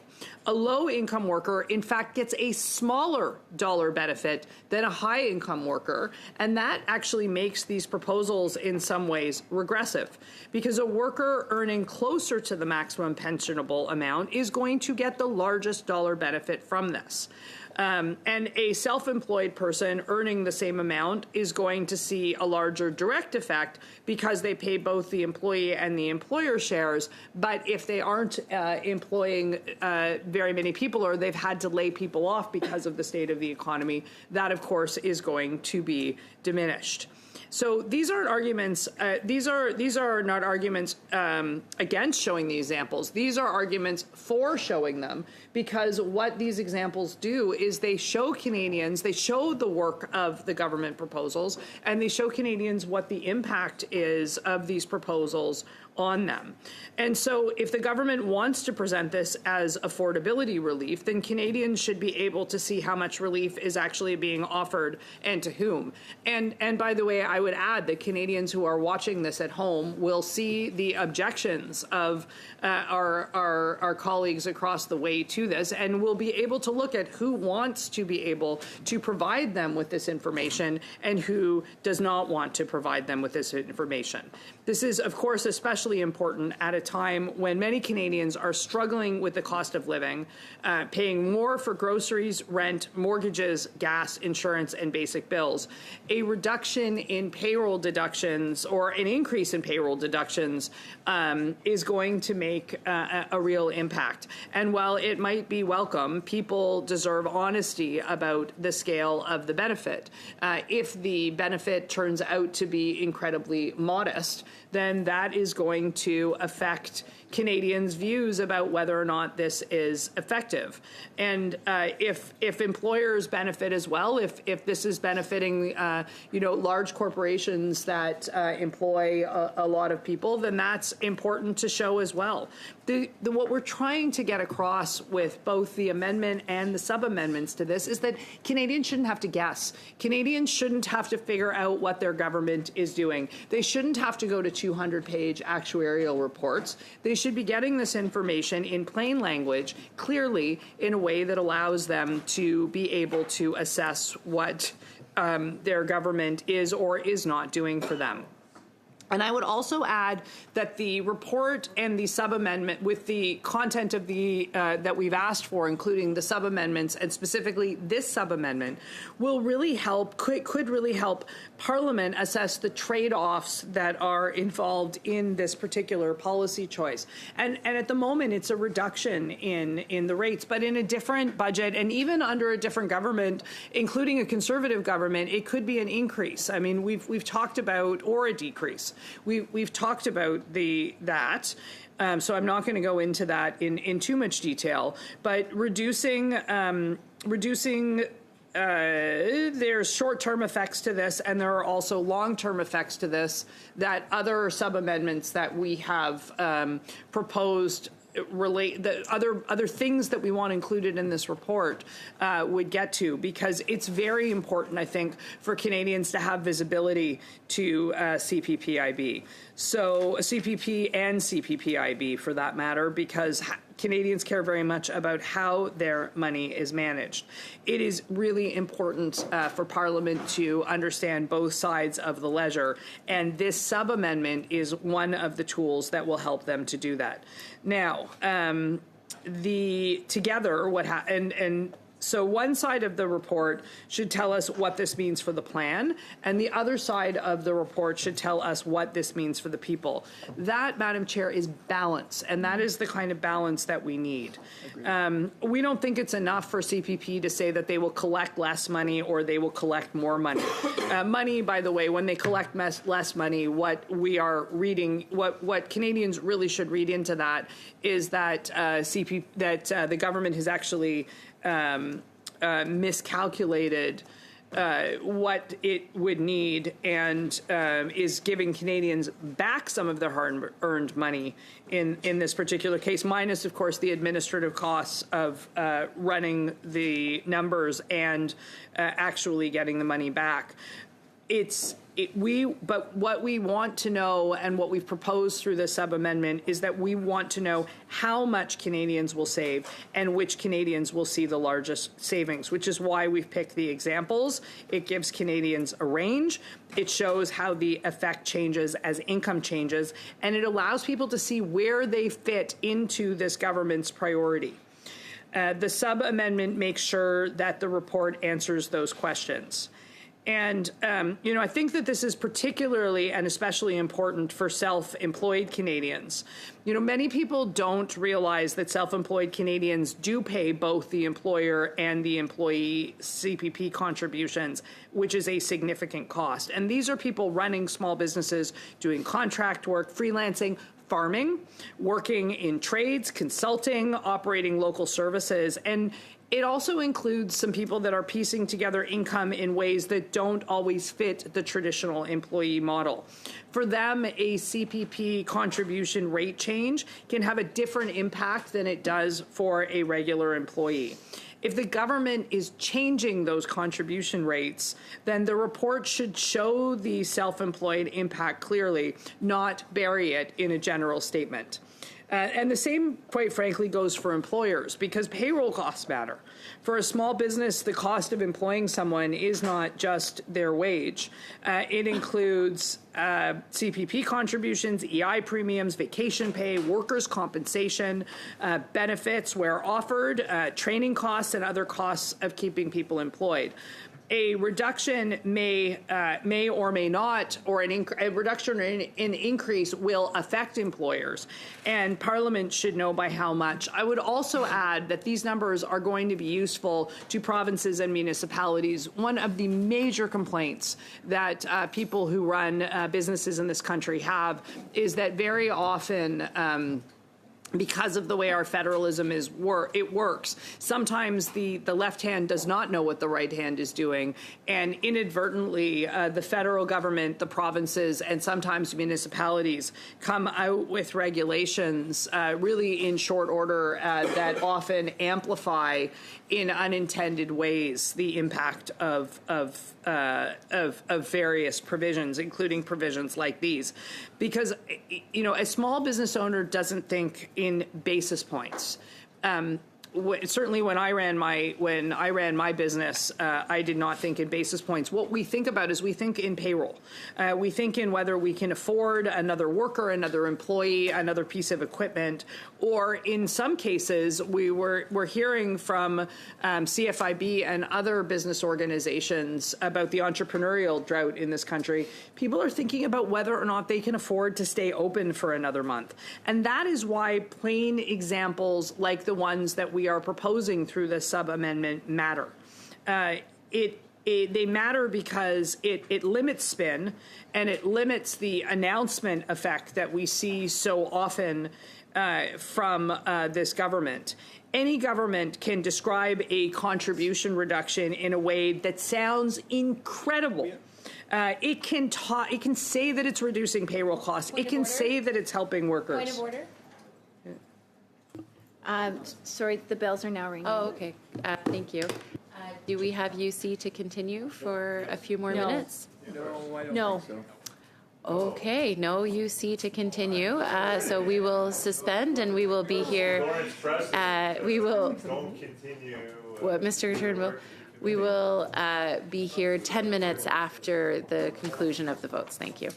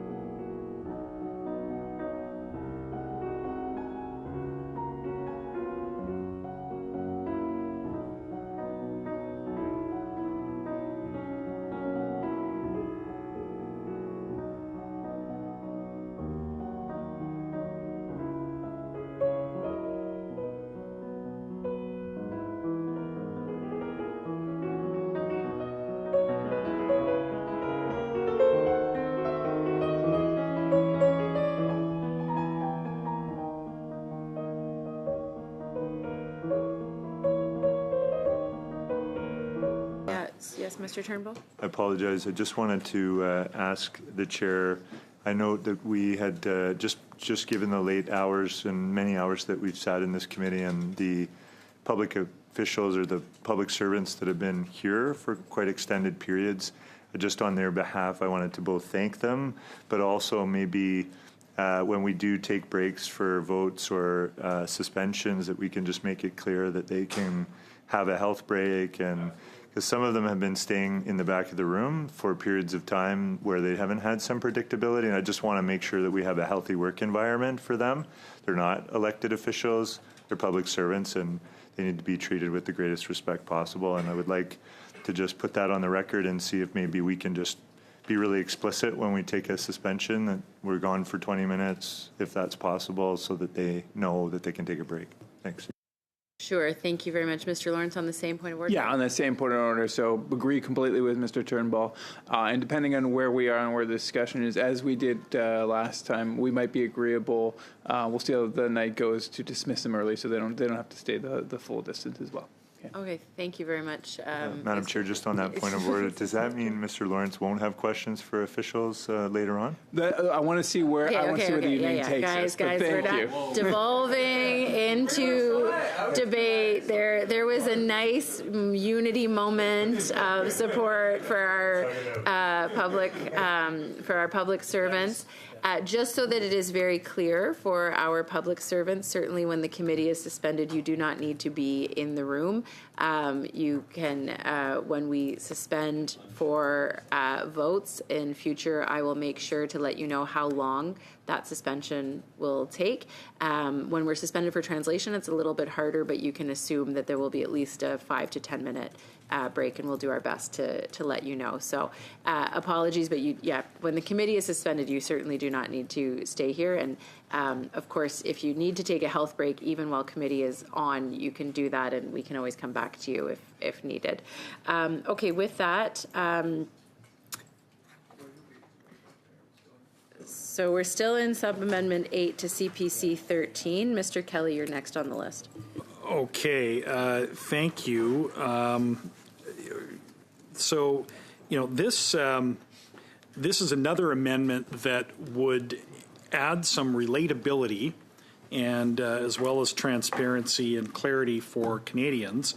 If in the report we had the effects of the reduction in contribution rates on employees at different levels of pensionable earnings. So by getting specific to the different levels, to a couple of different levels of earnings, makes it easier for people to relate to how this will affect them. They can, if somebody makes maybe not bang on 50,000 in pensionable earnings, but some number close to that, they can get some approximation if they can see how the effect would be on that salary. And 50 and 70,000. I mean, the maximum pensionable earnings I think for the years is a little higher than that. 70, just under 75,000, I think, is the current maximum for this year. So if somebody had 50 and 70 as a guideline in the report, it would make it much easier for them. And in relation to relative to other amendments that have been sadly rejected on this sub-amendments to this amendment, the arguments have been made over how important it is to add relatability. So when the reduction contribution rate happens, in fact, I'm not sure when the last time there was a reduction. I don't know if there's ever been a reduction before now. And, the reduction, though, comes on the heels, of course, a significant increase that was passed in the previous Parliament, and to which my Conservative colleagues and I objected to. We said, look, it's a tax on employment. It's a mandatory payroll deduction. It's a payroll tax, which, in of itself certainly doesn't make it wrong. I mean, it's an incredibly important plan. And the payroll taxes go to dedicated purposes that are very important, that fill important functions for Canadians, but nevertheless they must be paid. And the significant increase, we at the time cautioned the government that this was actually a tax, a tax on employment, a tax on jobs, and would reduce the spending power of Canadians in the meantime, because they would simply have more deducted from their paychecks. So the fact that it's coming down now, shortly after it was increased. I hate to have to point out to the members, but it would seem that Conservatives were correct that the increase that they brought in the previous Parliament was unwarranted and unnecessary, so we are seeing a reduction in this bill that applies to both employers and employees and the self-employed if they're participants in the plan. And so if they could see a report that's prepared under the amendment to this act that would differentiate between the effect of the earnings on different levels of income, it would be very helpful.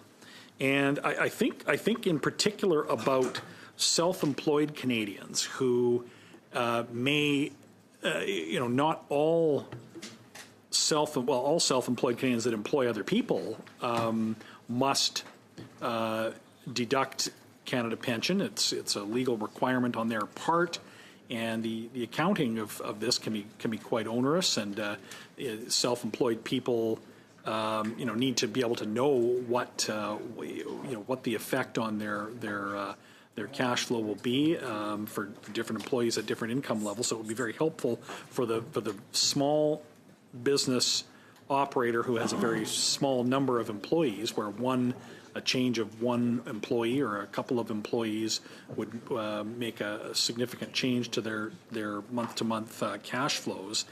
So it would be important that they would have this information in a way that's readily understandable. Because when you're self-employed, and I've been self-employed for my entire, from the time I finished university until I became a member of Parliament, Madam Speaker or Madam Chair, and it's when you are operating a small business with only with less than 20 employees or contractors, when you're managing a small operation like that, the owner and manager of that business has to figure out everything on their own. They don't have an HR department to turn to because they are the HR department. They don't have a staff. They might have a staff a bookkeeper, but a particularly small business doesn't. And so you're either turning to professionals for advice, which is expensive, and the meter's running when you call up your accountant and say, you just need you need advice from them. But so what most small business, very small businesses, the operators have to rely on information they can quickly find out for themselves with nothing, probably no more resources than an internet connection and a search engine, and to be able to then find government reports and find the appropriate reports to get the information that they need to make decisions about the operation of their business. And for these self-employed Canadians, they're paying both sides of it. They have to pay their employee, and then their employee has to pay from what they pay the employee, but they also have the employer contribution. And so knowing if there is a reduction, which in this case there is, how much that will affect, say, a $50,000 a person with $50,000 in pensionable earnings, it's important to be able to do that. So that's that's a Canadian. That's a $25 an hour job, and my years in the mortgage business, I've been working hourly into annual without too much calculating. But anyway, the knowing out of that how much on top of that hourly rate that you're paying into this plan as required under law, in addition to that which must be deducted and remitted is very important, and that's why we believe that yes, these annual reports should exist. They add transparency to the government and transparency for Canadians, and specifically breaking it down into language that is relatable, easily relatable by those within the system, both the workers and the employees. And they're given the sort of off and on again war against small business that this government waged. It reached its peak with when Bill Morneau called, and Justin Trudeau, both in their own, both called small business owners of small corporations, called them tax cheats. I think it was Justin Trudeau who called them a vehicle for tax avoidance by wealthy Canadians with sophisticated corporate structures. I mean, then we found out how many different limited companies Bill Morneau had, and thought I guess they were maybe talking about themselves when they said that that private corporations were just a tax vehicle for wealthy people to avoid taxes. But for real people that operate a small business, if it's done through a corporation, the employees of the corporation still must pay into CPP.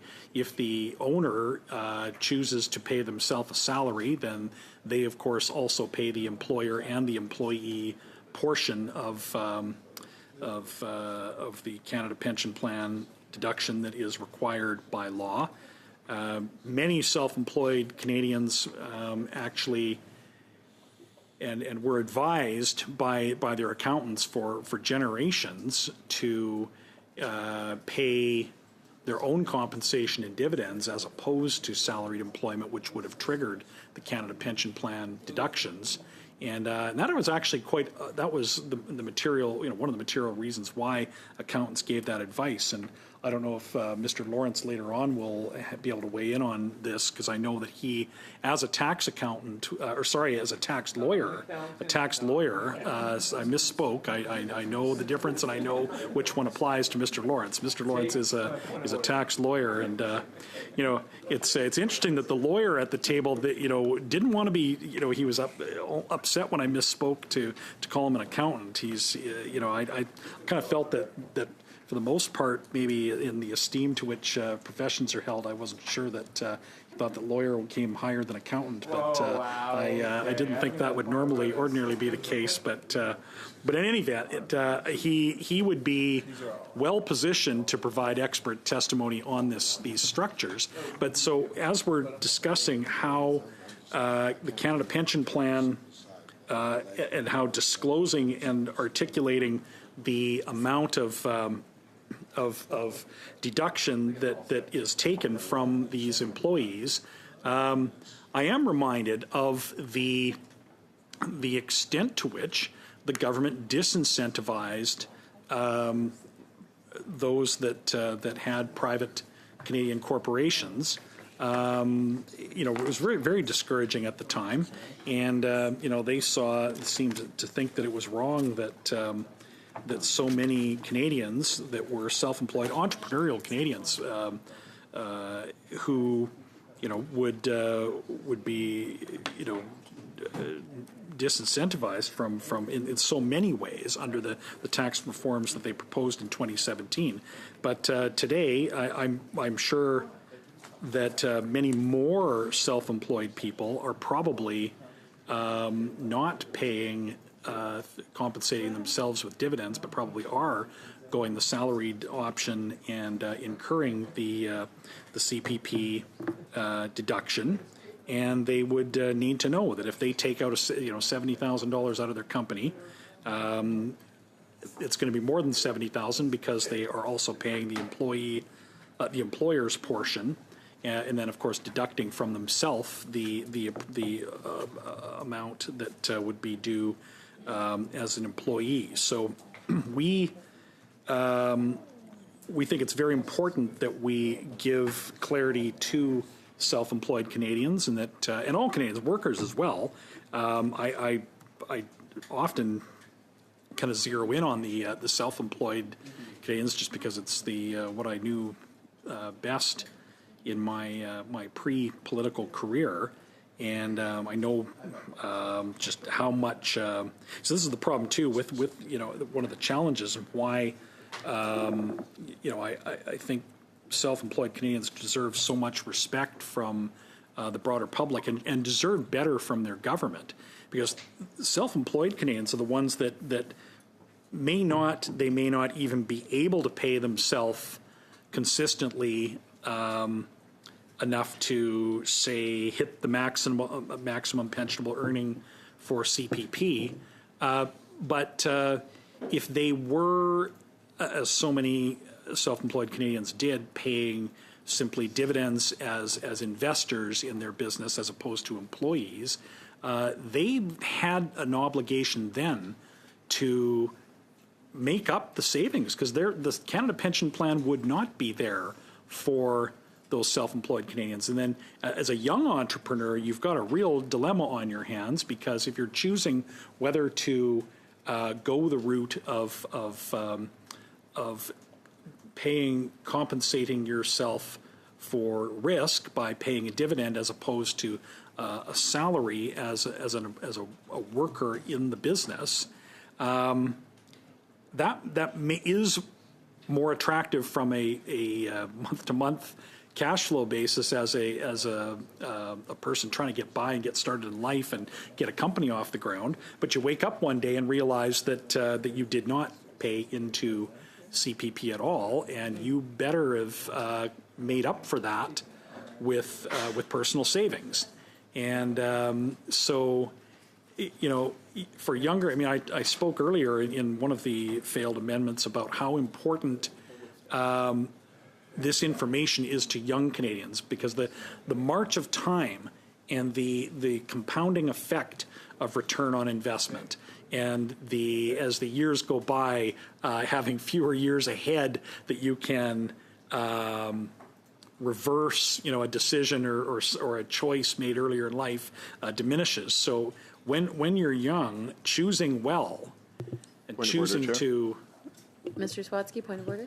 I'm just hearing a lot of repetition. I know we're talking about the march of time and things diminishing, and I'm just feeling my own time on this world also diminishing as we continue this filibuster. So I just ask we stick to the clause at hand. Thank you. Thank you, Mr. Swatsky. Mr. Kelly, if I could remind you to stick to the sub-amendment that we're dealing with, please. I thank you for the reminder. I'm not sure what part of discussing the importance of, as the sub-amendment says, measuring the impact on the reduced contribution rates to employees that might make 50 or 70,000 was not relevant, but I will continue. I think it was pretty clearly relevant. I'm talking about young Canadians who need the clarity that this sub-amendment offers to the amendment, which itself is a reporting mechanism which would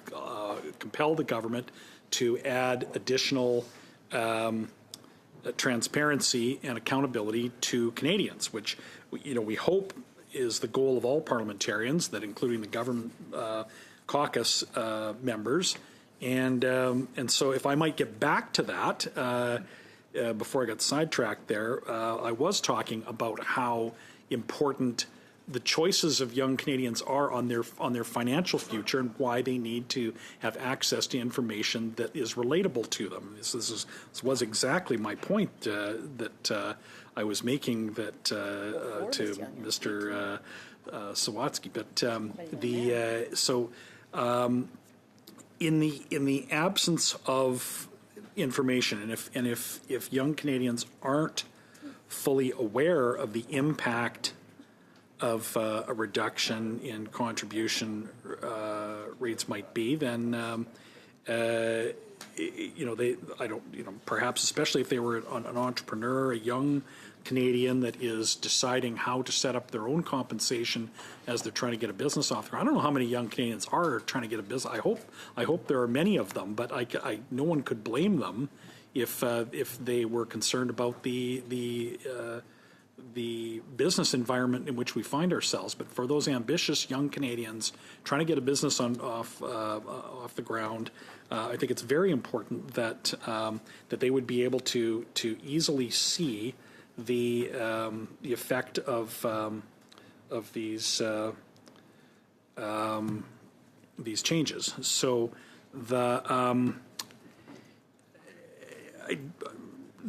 we know that in this, one could even, I know that I can't move any further amendments, and I don't think you can move a sub amendment, but maybe even a future, if we wanted to really get more detail here, we could even add other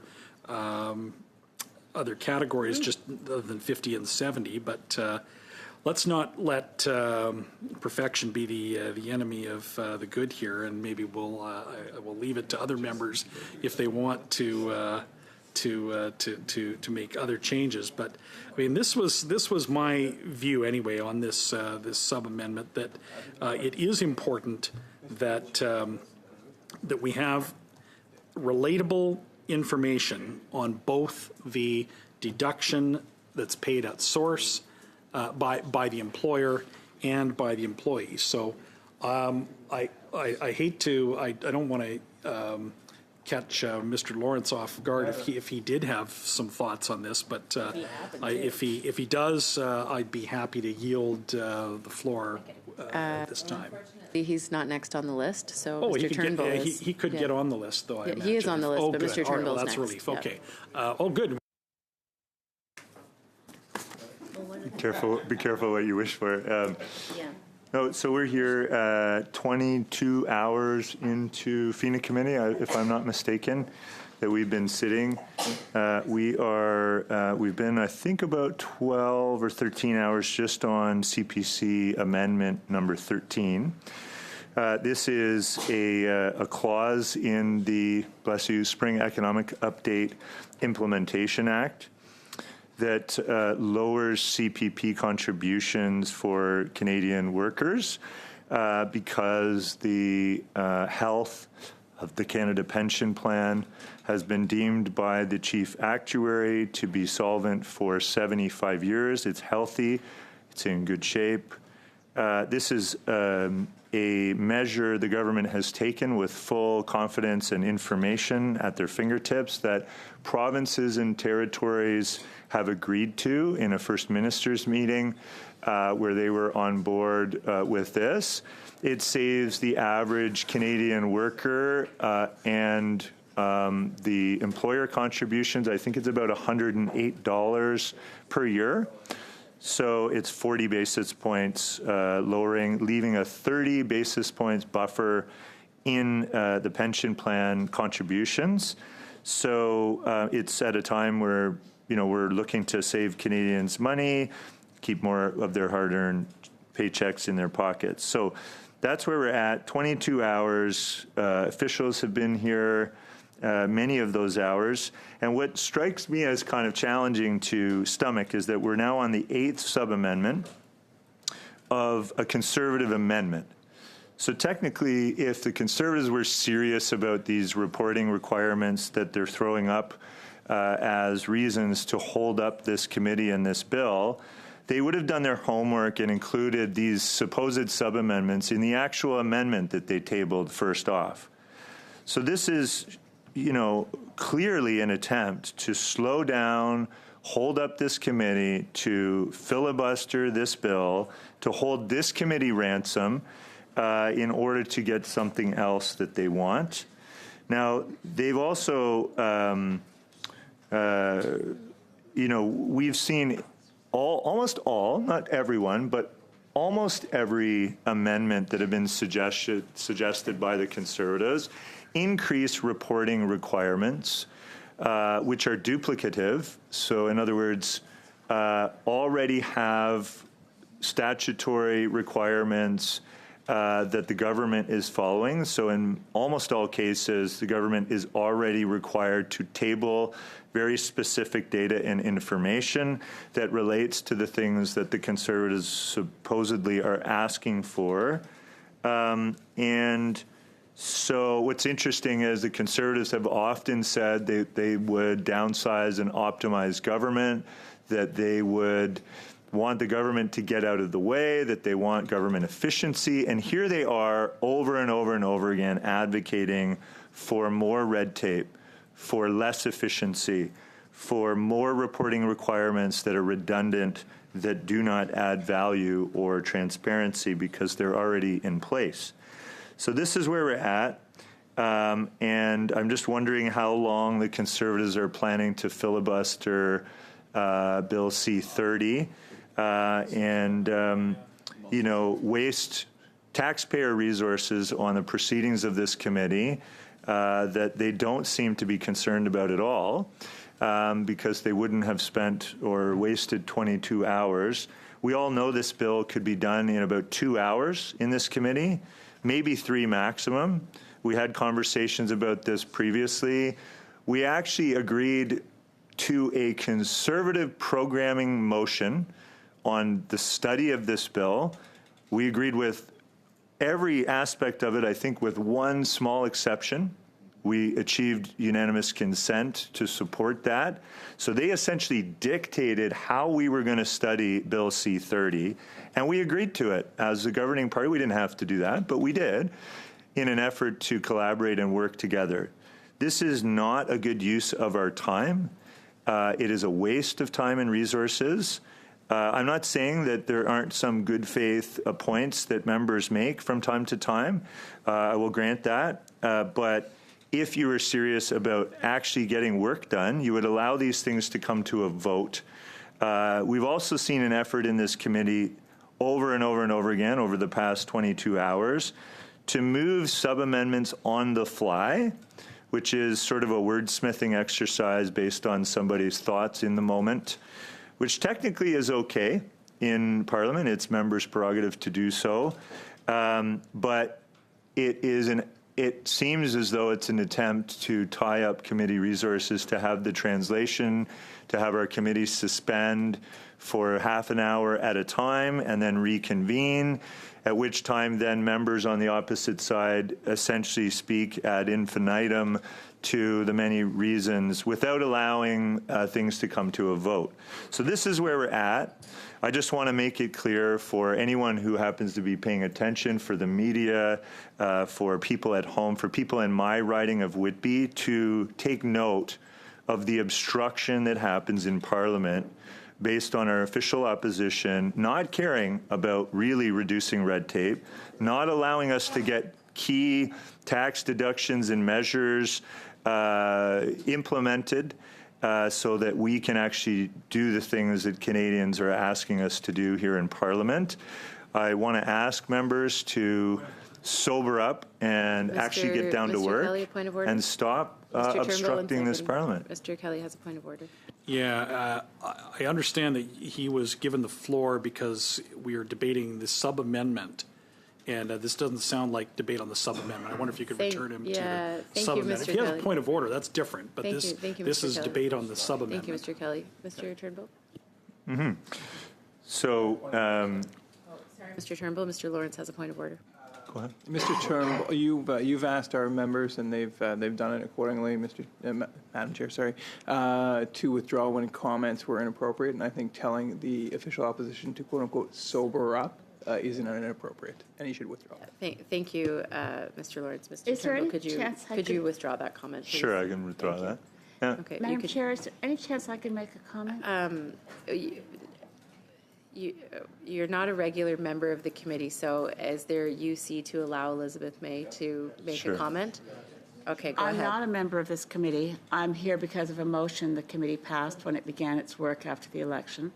I deeply regret that motion was made because I could make my amendments on the floor of the House otherwise at report stage. But my only point here is, since my friend Ryan Turnbull is making a point for people watching, I'd like people watching to know that I've been here most of those hours with amendments to try to protect health and the environment from Division 8 of Bill C-30. That's all I have to say.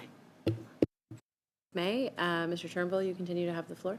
Thank you, Madam Chair, and thanks to my colleague who I know always operates in good faith in this House and is deeply concerned about some issues that she has with, and I look forward to eventually getting to those clauses, and we would have already been there if we hadn't have been subjected to the Conservative filibuster here on this particular bill, which we didn't anticipate because we were working quite well together on this committee.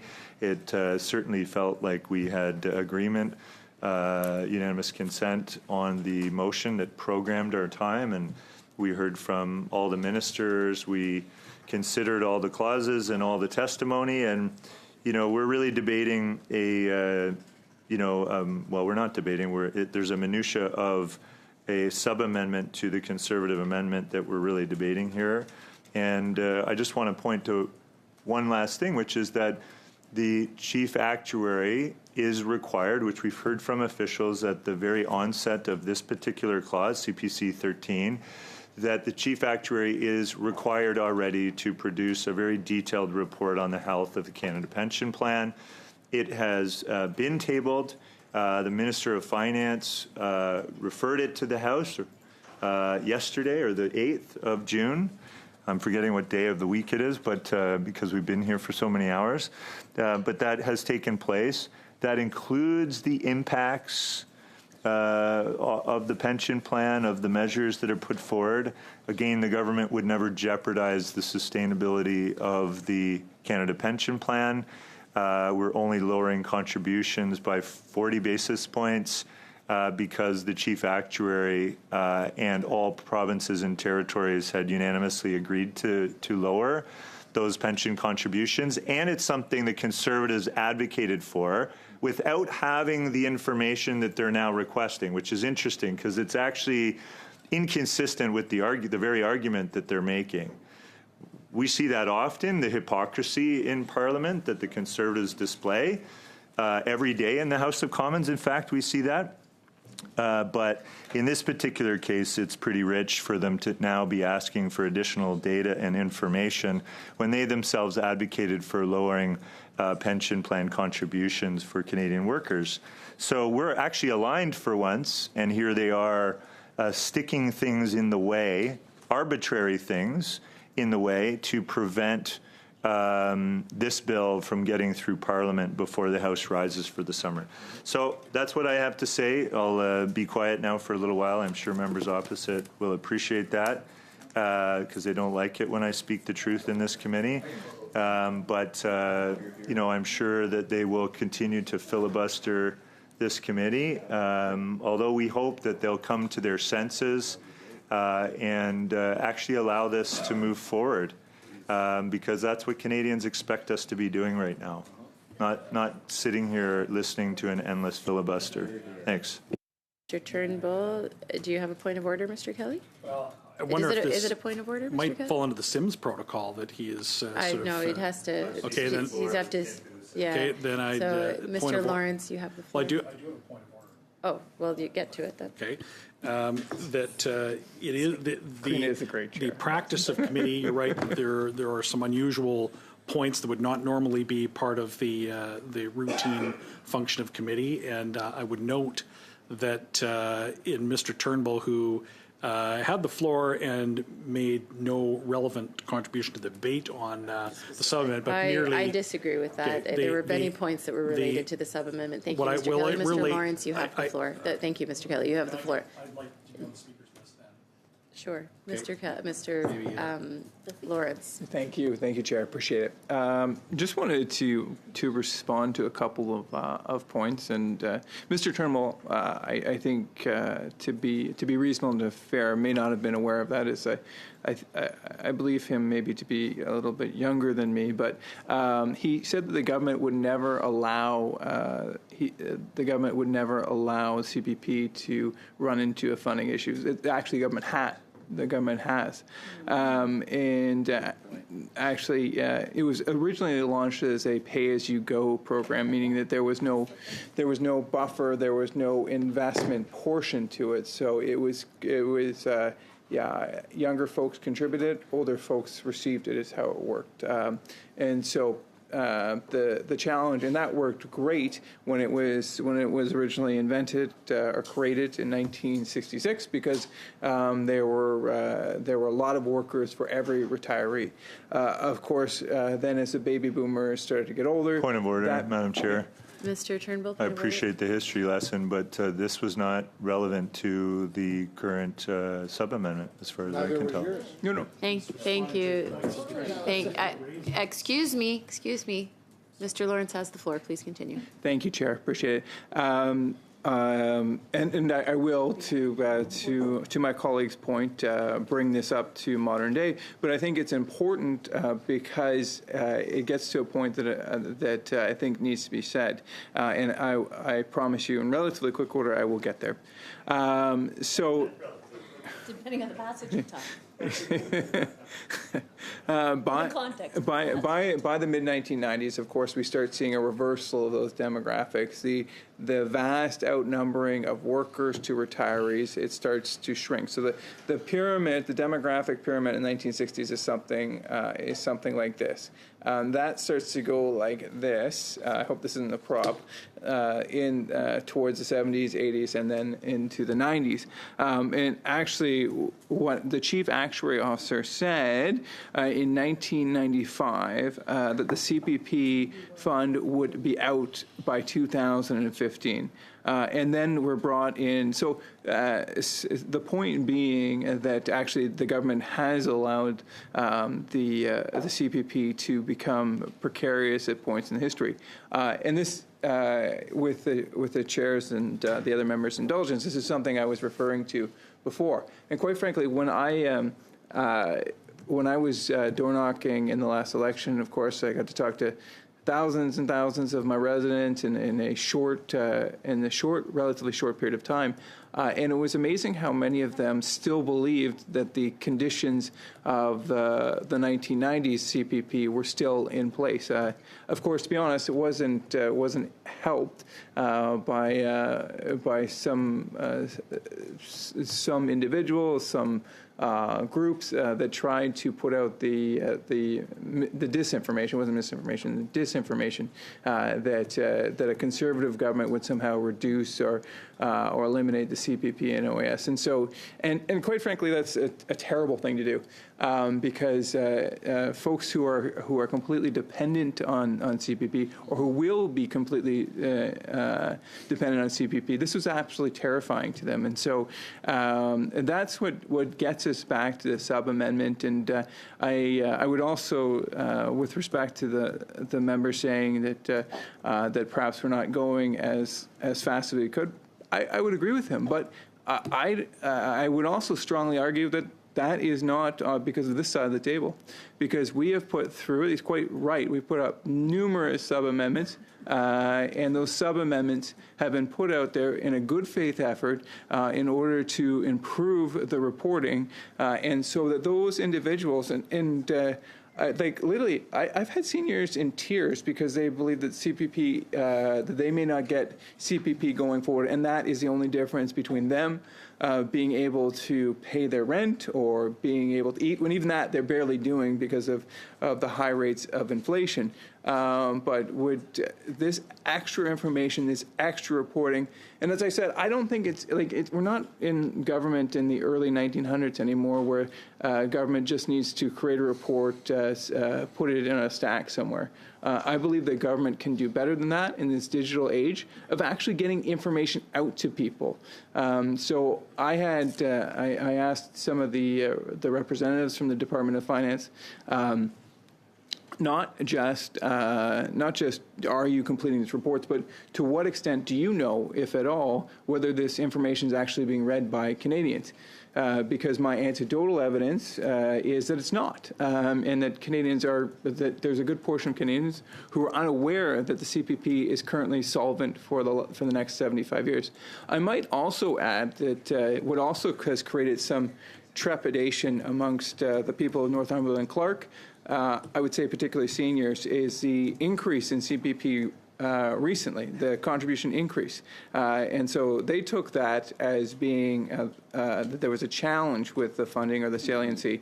And now going back to reduce the CPP contribution could very well make people nervous. I've been actually through most of the discussion convinced that CPP is still on solid ground, even at 9.5. But I think what we need to do is make sure that this is communicated out to Canadians.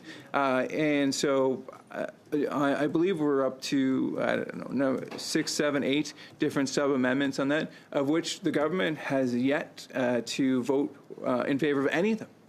In fact, the member opposite criticized me, and it was myself who did this, so I'll take full responsibility, for, quote-unquote, making changes on the fly. The reason why I was making those changes, Chair, was because I was trying to reach out an olive branch and trying to get agreement even on a watered-down solution that would be agreeable to the government.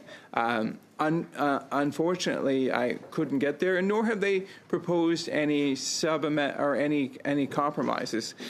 You would think with the amount of amendments and sub-amendments that we have put out there on the floor, with the amount of sub-amendments and amendments we put on the floor, that just once they would step up and say, you know what, we're not always the smartest gal or guy in the room, that actually the Conservatives have a good idea on this. Maybe a little bit more disclosure, or maybe getting that information out to the people of Canada. Maybe that'd be a good thing. Maybe we can work with them, and perhaps this amount of information isn't workable. But let's see if we can find some common ground here. And Conservatives have once again we put out our hand, and we realize that that through the floor crossings, the Liberal government has a majority, and they can wield that power as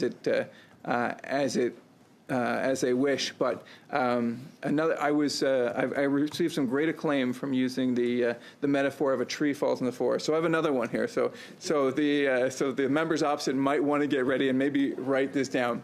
This one comes from that deeply philosophical. Thank you, Mr. Swasky. This one comes from that deeply profound and important cultural icon, Spider-Man. Thank you, Chair. Thank you, Chair. Thank you, Chair. Yes, I continue to have a very high opinion of our Chair, and so with great power comes great responsibility. So out of the I think 22 hours or whatever. There have been multiple amendments. There have been multiple votes. Not once have the Liberals voted with us on an amendment. Not once. Not once. Not once have they put a compromise forward. I'm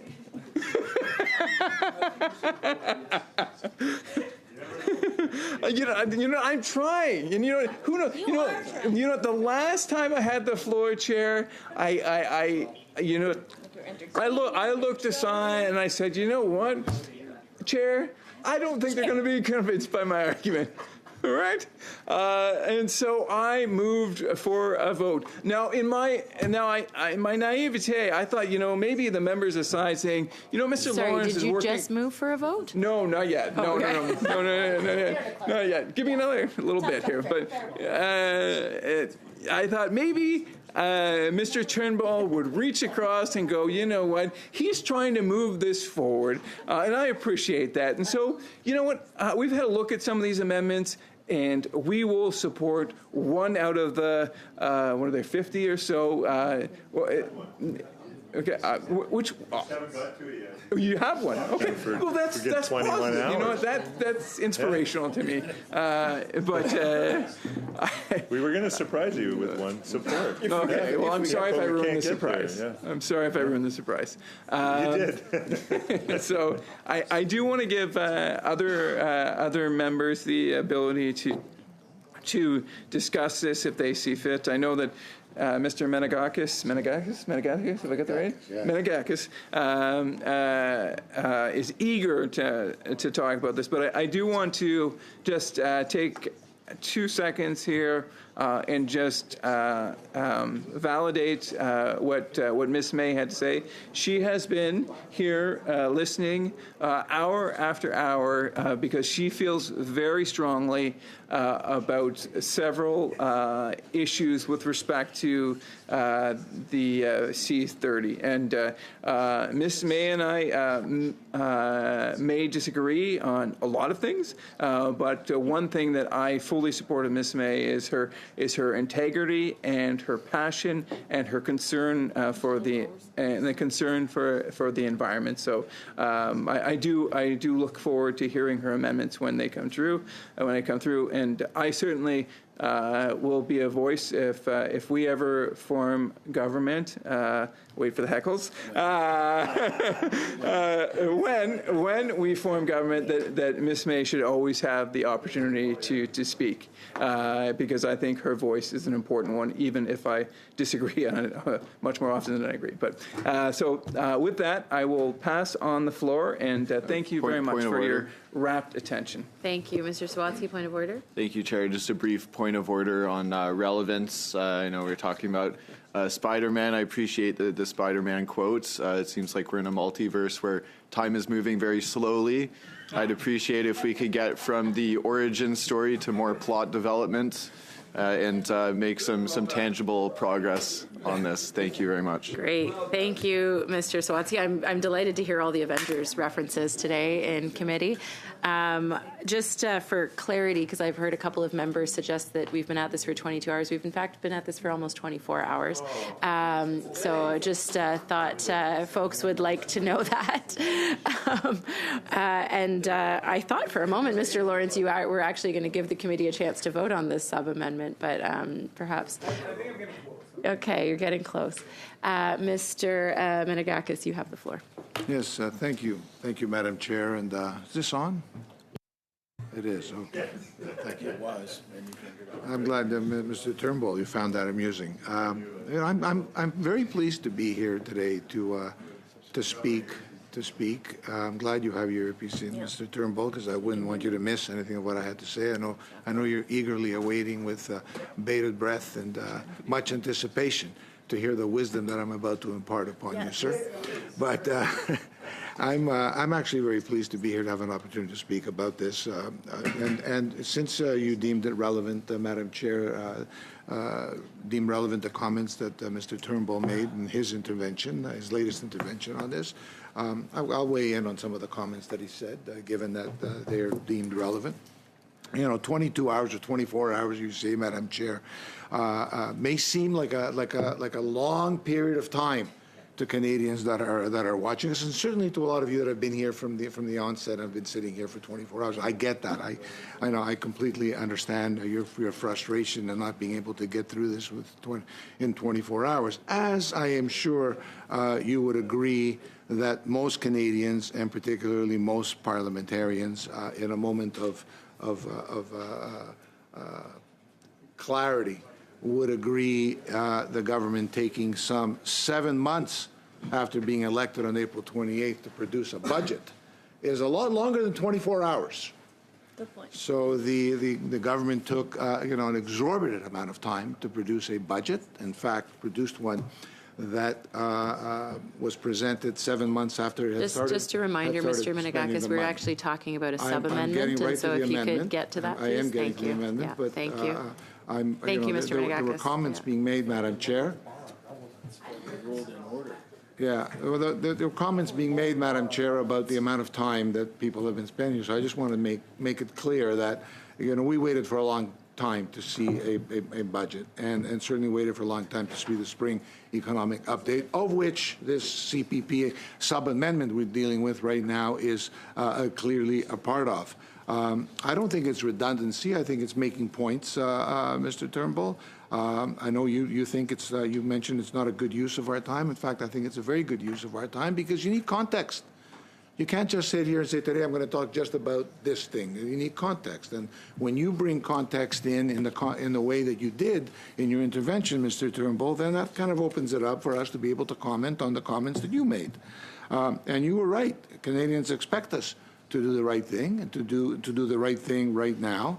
And part of that expectation is expecting us to work longer, to work hard, and to represent them for the exceptional wages that we all get paid to be here to represent them. So having said that, today we're addressing the Liberal government's spring economic update, in particular its treatment of the Canada Pension Plan, and this is sub-amendment.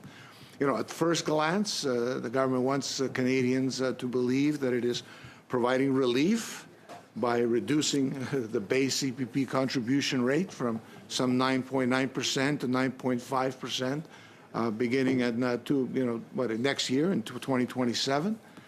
The government is boasting that workers earning $70,000 a year will save approximately $133 annually, and that employers will enjoy matching savings. $133.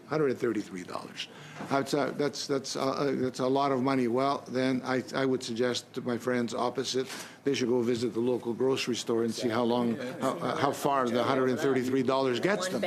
But those are the facts. But the question Canadians should be asking is this: why are they suddenly presenting themselves as champions of affordability after years of increasing these payroll costs that we're discussing today and workers on businesses?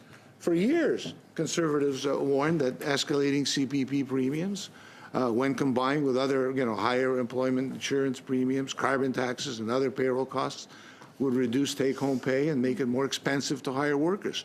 We argued that middle-class Canadians needed relief, not additional deductions from every paycheck. Yet here they are today, wanting us to, fast-track this $133 saving, which is supposed to be, a major contribution to Canadians. $133 a year, I want you to know, is how much per day?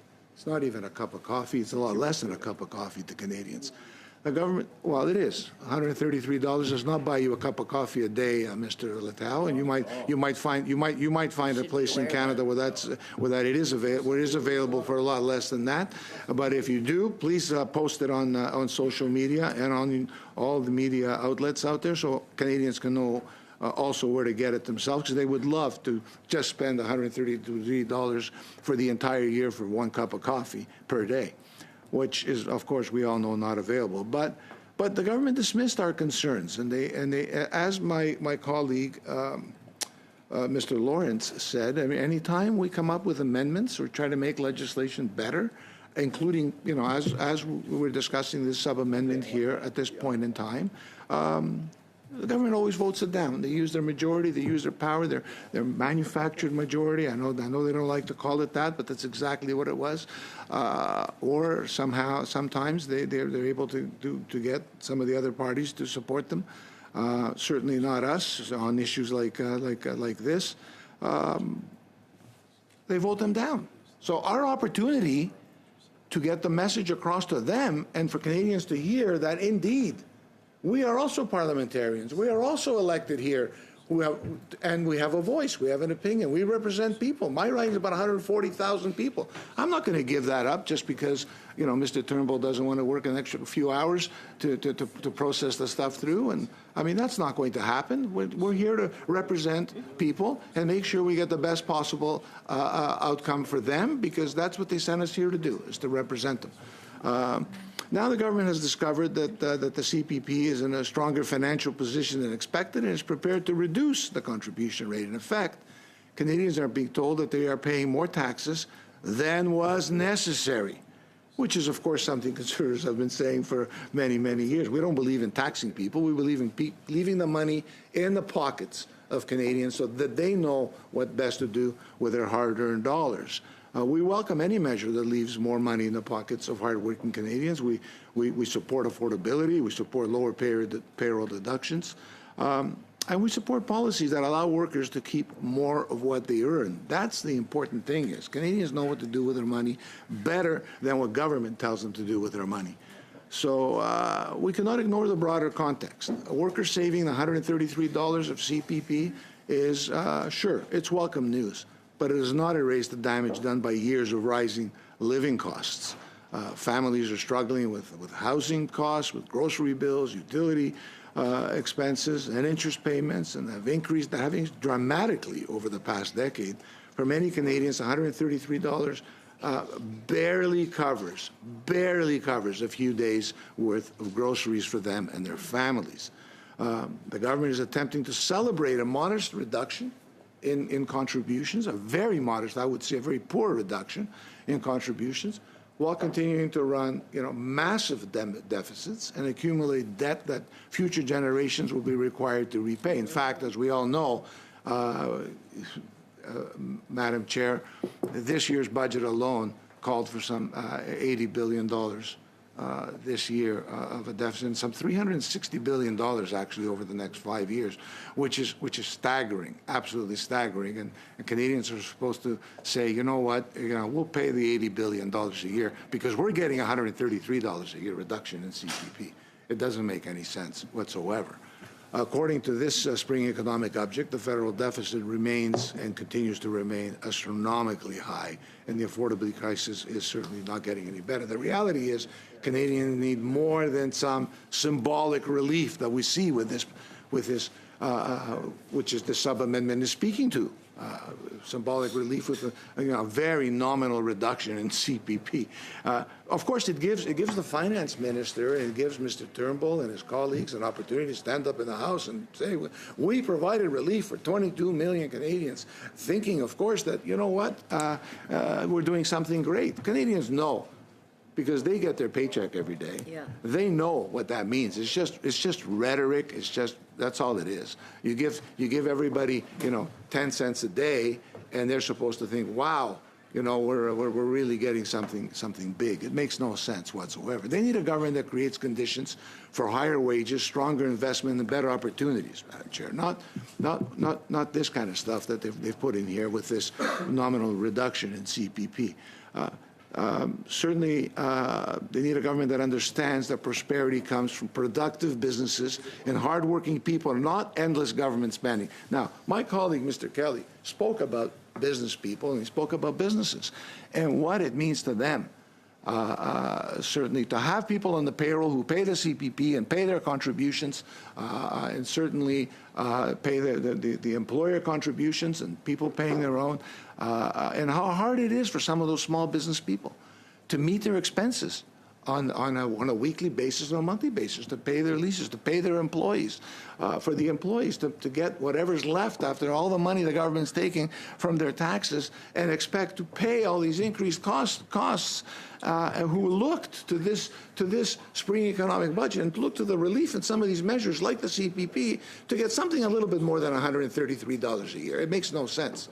If anybody thinks that $133 a year is a savior, well, I think they're out to lunch, to be quite frankly. And with no disrespect, I'm not talking about specific individuals here, but it doesn't make sense to anybody that $133 a year is a significant contribution to a family that is plagued with all these additional costs and rising costs of everything every single day. Not to mention, I don't want to, go into the carbon tax, industrial carbon tax, and all that kind of stuff. You can't be giving people $133 break over a year when every time they go to the pump, they're paying $30, $40, and they have to do that twice a week just to go to work to earn the money so they can get that $133 saving a year. Point of order, Madam Chair. That doesn't make sense whatsoever. Dr. Martin. It's a pleasure to meet my colleague across the way for the first time, and I look forward to working productively with him on many committees in the future, but I'm failing to see the link between what we're talking about right now and the sub-amendment at hand. So I'm respectfully requesting that we return to the topic of the sub-amendment. Otherwise, I fear we really will be here until midnight, which doesn't seem necessary. Thank you, Dr. Martin. I know, Minister Menegakis, you're new at this committee. As I mentioned, we've been doing this for 24 hours. And over that time period, we've established quite a good precedent and culture of really sticking to the substance of the sub-amendment as is required in the standing orders for relevance. And so if you could focus your comments on the Sub-Amendment 8 to CPC 13, which is on reporting requirements with regards to the CPP, that would be appreciated. Thank you. Thank you, Madam Chair. I appreciate your comment. I appreciate the intervention from Dr. Martin and welcome her to Parliament. This may be the first time I'm sitting in on this committee, but it's my 6th year in Parliament, Madam Chair.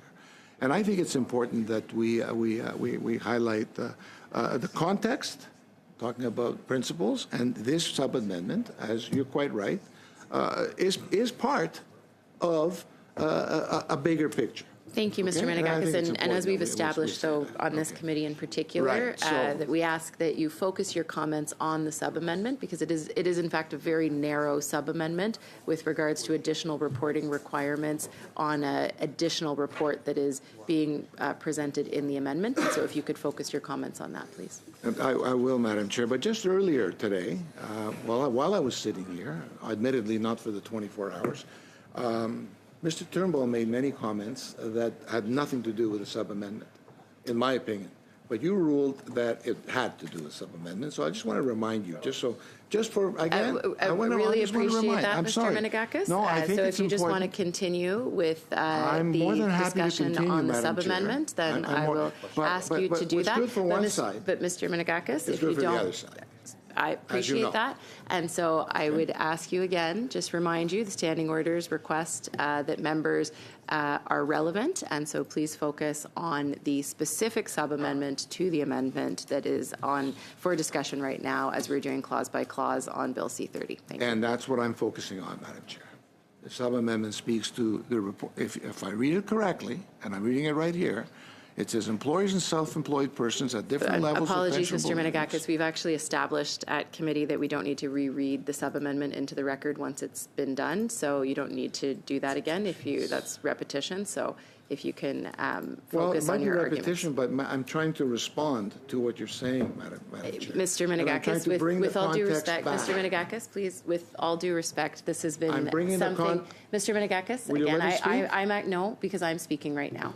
Point- point d'ordre, is that I have the 1 second, Mr. Lavoie, is that this is over the past 24 hours, and I appreciate that you are joining us now, and we're grateful to have you here. Thank you for joining us. But over the past 24 hours, this is a part of the culture that has been committed to, but it's also in the standing orders with regards to repetition. I have made these comments to numerous other members, and so I would appreciate if you follow those as well. I understand there's a point of order from Mr. Lavoie. Un simple rappel de courtoisie, de faire attention pour ne pas couper, je parle à M. Menegakis, de vous couper la parole parce qu'au niveau des traductions, c'est pas possible. Quand vous parlez les deux en même temps. It's difficult for the interpreters when you both speak at once. You need to let the chair speak and then respond as necessary. Otherwise, it's difficult for the interpreters. That's a good point. I'm doing a really good job at this, actually, over the past 24 hours of not speaking over one another. So I appreciate all the members who have done that. Mr. Menegakis, you have the floor. Thank you, Madam Chair. And I want to get back to the amendment. I really believed I was speaking to the sub-amendment. You won't let me read what the sub-amendment says, but it does refer to the $133, reporting on the $133 reduction in the spring economic update. That is specifically this amendment. And in order to do that, Canadians need to understand some context of what it is we're speaking about. And I agree that I completely concur that I've been here only a small period of time with the 24 hours, but 24 hours is I'm prepared to work to midnight every day and beyond if it's going to bring some clarity and perhaps convince some of our colleagues opposite to see that the measure just doesn't go far enough, and reporting on it, as the amendment says here, the reporting requirements on it are not enough. It's just not enough, and I think Canadians are looking for relief, and if we're going to go and complete this article by article or point by point study, I think it's important that we keep the context in mind, that we need to explain what it is and why we're doing it. So, look, the government's own actuarial reports show that the CPP is financially sustainable at a lower contribution rate. That's welcome news, but it also raises important questions about why workers and employers are required to shoulder these increasing costs for so many years while the government ignored the warnings about affordability. I think Canadians deserve transparency, and as you are not going to let me read what this says. This actually speaks to reporting on the information and reporting on the CPP, which of course will bring some transparency. You need to report it so people can read it and understand it and see what it means to them. So hopefully that explains a little bit of where I'm coming from on this thing, right? I mean, we're talking about reporting on the CPP, the implications of the CPP in the spring economic update. So I believe it's very important that it does get reported. I think it's important that it gets reported in terms of how much it is, what it means to every Canadian family, what it actually means in true dollars to each Canadian family, so that we're not speaking in these nebulous terms that we're cutting, for millions of people, when in fact it only gives them $133 dollars a year. That's important information for Canadians to know. It's better, I think it's much better than to give them a blank remark, which we have good news for Canadians. We're cutting your CPP. We're not reporting it properly. We're cutting your CPP, and you're better off now because we're giving you $133 a year. So reporting on it, I think, is critically important. There's a whole bunch of other stuff that I can say with respect to this, but I think I'm going to reserve my further comments on this, Madam Chair, after my colleague has an opportunity to speak, because I need to drink some water as well. And I know I see Mr. Turnbull is hugely disappointed that I'm coming at the end of this, my first intervention here, but I can assure him that I have a lot more to say, and I'll be happy to revisit this very point on this sub-amendment after my colleague has an opportunity to speak. Thank you, Mr. Menegakis. Mr. Kelly. Thank you. I jumped on the speakers list when both Mr. Lawrence and Mr. Menegakis were already there. But the reason that I wanted to get back in, I know I've already spoken to this sub-amendment, and there is more I could say about it. But the principal point that I want to make is actually in response to Mr. Turnbull's remarks in debate on the sub-amendment. He drew attention to the length of time we have spent debating this sub-amendment and other sub-amendments, and he is correct insofar as it's true we have spent a lot of time, perhaps more time than would normally be expected on a clause-by-clause review of the bill. But I think Mr. Turnbull and others know, maybe those that are watching, if there are Canadians watching this debate, tens of people across the country perhaps, but the point is that what might not be obvious to a viewer of this committee, but what I think is all too obvious to anybody around this table, is that these things don't occur in a vacuum.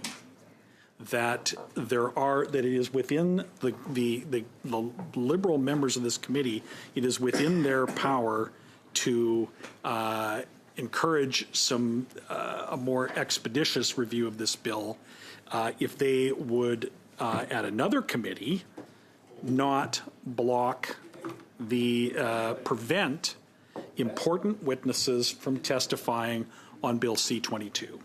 So I think they know that this is that it may well be that we might get to. I mean, these amendments are important, solid amendments that would improve a very flawed bill. And I'm all about improving legislation. That's why I'm here.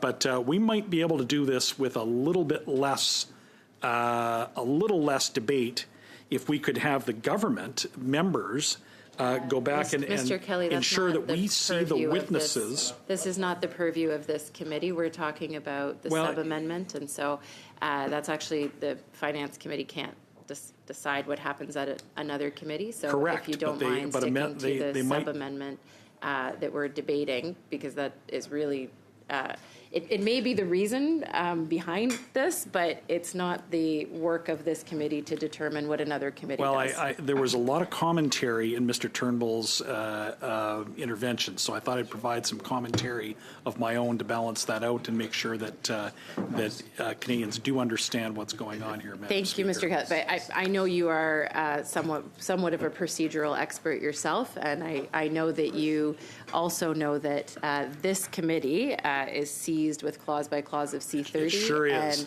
And another committee that is doing its work is beyond the purview of this committee. And so whether or not that is impacting the decisions of members on this committee is up to those members. But it is not the role of the Finance Committee to dictate the work at another committee. Okay, well, I've said enough on this particular sub-amendment, and I don't know if my colleagues want to say more or not, but point of order, if none Chair. of them do, I think we might be able to get to a vote on this sub-amendment. Point of order.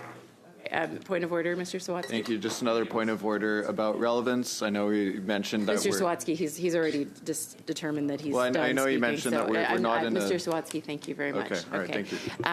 Mr. Lawrence, did you want to, is that a point of order? I thought he was, is Mr. Kelly done? Or? I believe he has concluded. Okay, yeah, I'd like to speak then. But if Okay, there's you someone ahead can of me, go please after Mr. Menegakis. Okay, thank you. Appreciate it. Thank you, Chair. I'm happy to pass it over to Mr. Lawrence. Okay, Mr. Lawrence. Well, thank you, Chair, and thank you, Mr. Menegakis. I'm going to get that eventually, right there.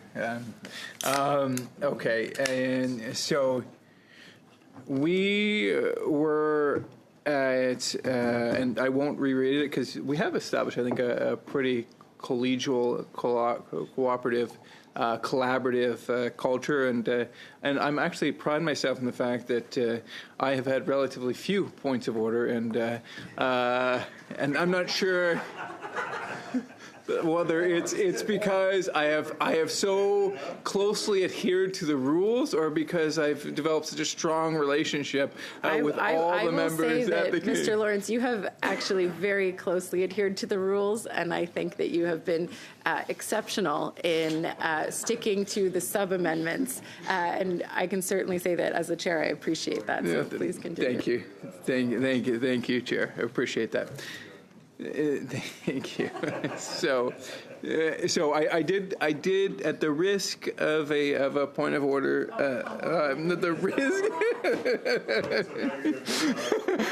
a risk of a point of order, I did want to get back, but not repeat, build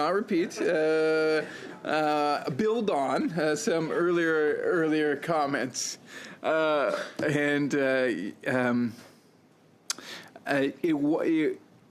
in the past election, in all seriousness, it is out there, as I've said, that the particular seniors are concerned about the solvency of CPP, and even more than that, even as much as that, young people who I ran into will say things like, particularly business owners who have the ability to decide. Do I pay myself dividends and not contribute to the CPP, or do I pay myself a wage? Right. So if you're incorporated, you have a decision to make. You can pay yourself a wage or a dividend. Either is acceptable according to current tax law in Canada. The benefit of paying yourself a wage is that you get to receive a CPP because you will be forced to make contributions. Now, if you are a business owner, the interesting part is like an employer or an employee they split it, right? But if you're the employer and the employee, otherwise known as a business owner, you actually have to contribute the full basically 10%, 9.9 going down to 9.5. And so it makes the plan stronger with more contributors. And so if, in fact, individuals were to, particularly working age business owners were to say, you know what, I don't believe in the CPP. I don't believe that I will receive it. Therefore, I am not going to contribute. That actually is a self-fulfilling prophecy. Because if every business owner out there, instead of taking a salary, decided to pay themselves dividends, it would create likely, anyways, a sustainability problem. And so when we get back of course, all of our sub-amendments, including this sub-amendment, has to do with reporting. And the reason why I want to do that is so that CPP, the Canada Pension Plan, can have the ability to rebuild trust that was broken in the mid to late 90s when the chief actuary officer said 20 years and this will be done. He actually said in 1995 that in 2015 this plan would be bust. Now, the government of the day, 1997, which I believe would have been the Chrétien government, if I'm not incorrect, said, well, we need to fix this. And they did. They actually brought the contribution rate up from 5.6 to 9.9% gradually. And so I believe very much what the chief actuary officer of today said, that it is sustainable for the next 75 years, or it's sustainable. The CPP is in relatively good position. And the MCR, or the minimum contribution rate, the amount that if you contribute less than, the plan no longer gets sustainable, is actually 9.2. And so we even have buffer from 9.5 to 9.2. The challenge is that we need to make sure that Canadians are aware of that. And like I said, for one, if you are someone who's a pre-retiree or a retiree, you want to know that this, especially for those who are a little bit more on the economically challenged side, that they can rely on that CPP, because this is literally, it could be a life and death situation for them. So they want to. I mean, actually, I just had a call. It was, obviously, I won't say the name for confidentiality and privacy, but I actually had a call last week with a lady whose financial advisor made a, well, I guess call it a mistake, and which caused her to no longer receive her GIS, and she doesn't know how she's going to. Of course, your GIS gets. Point d'ordre, s'il vous plaît. Oui, Monsieur Lavoie. Je suis content. Puis, Monsieur Lawrence, effectivement, on vous a pas beaucoup coupé.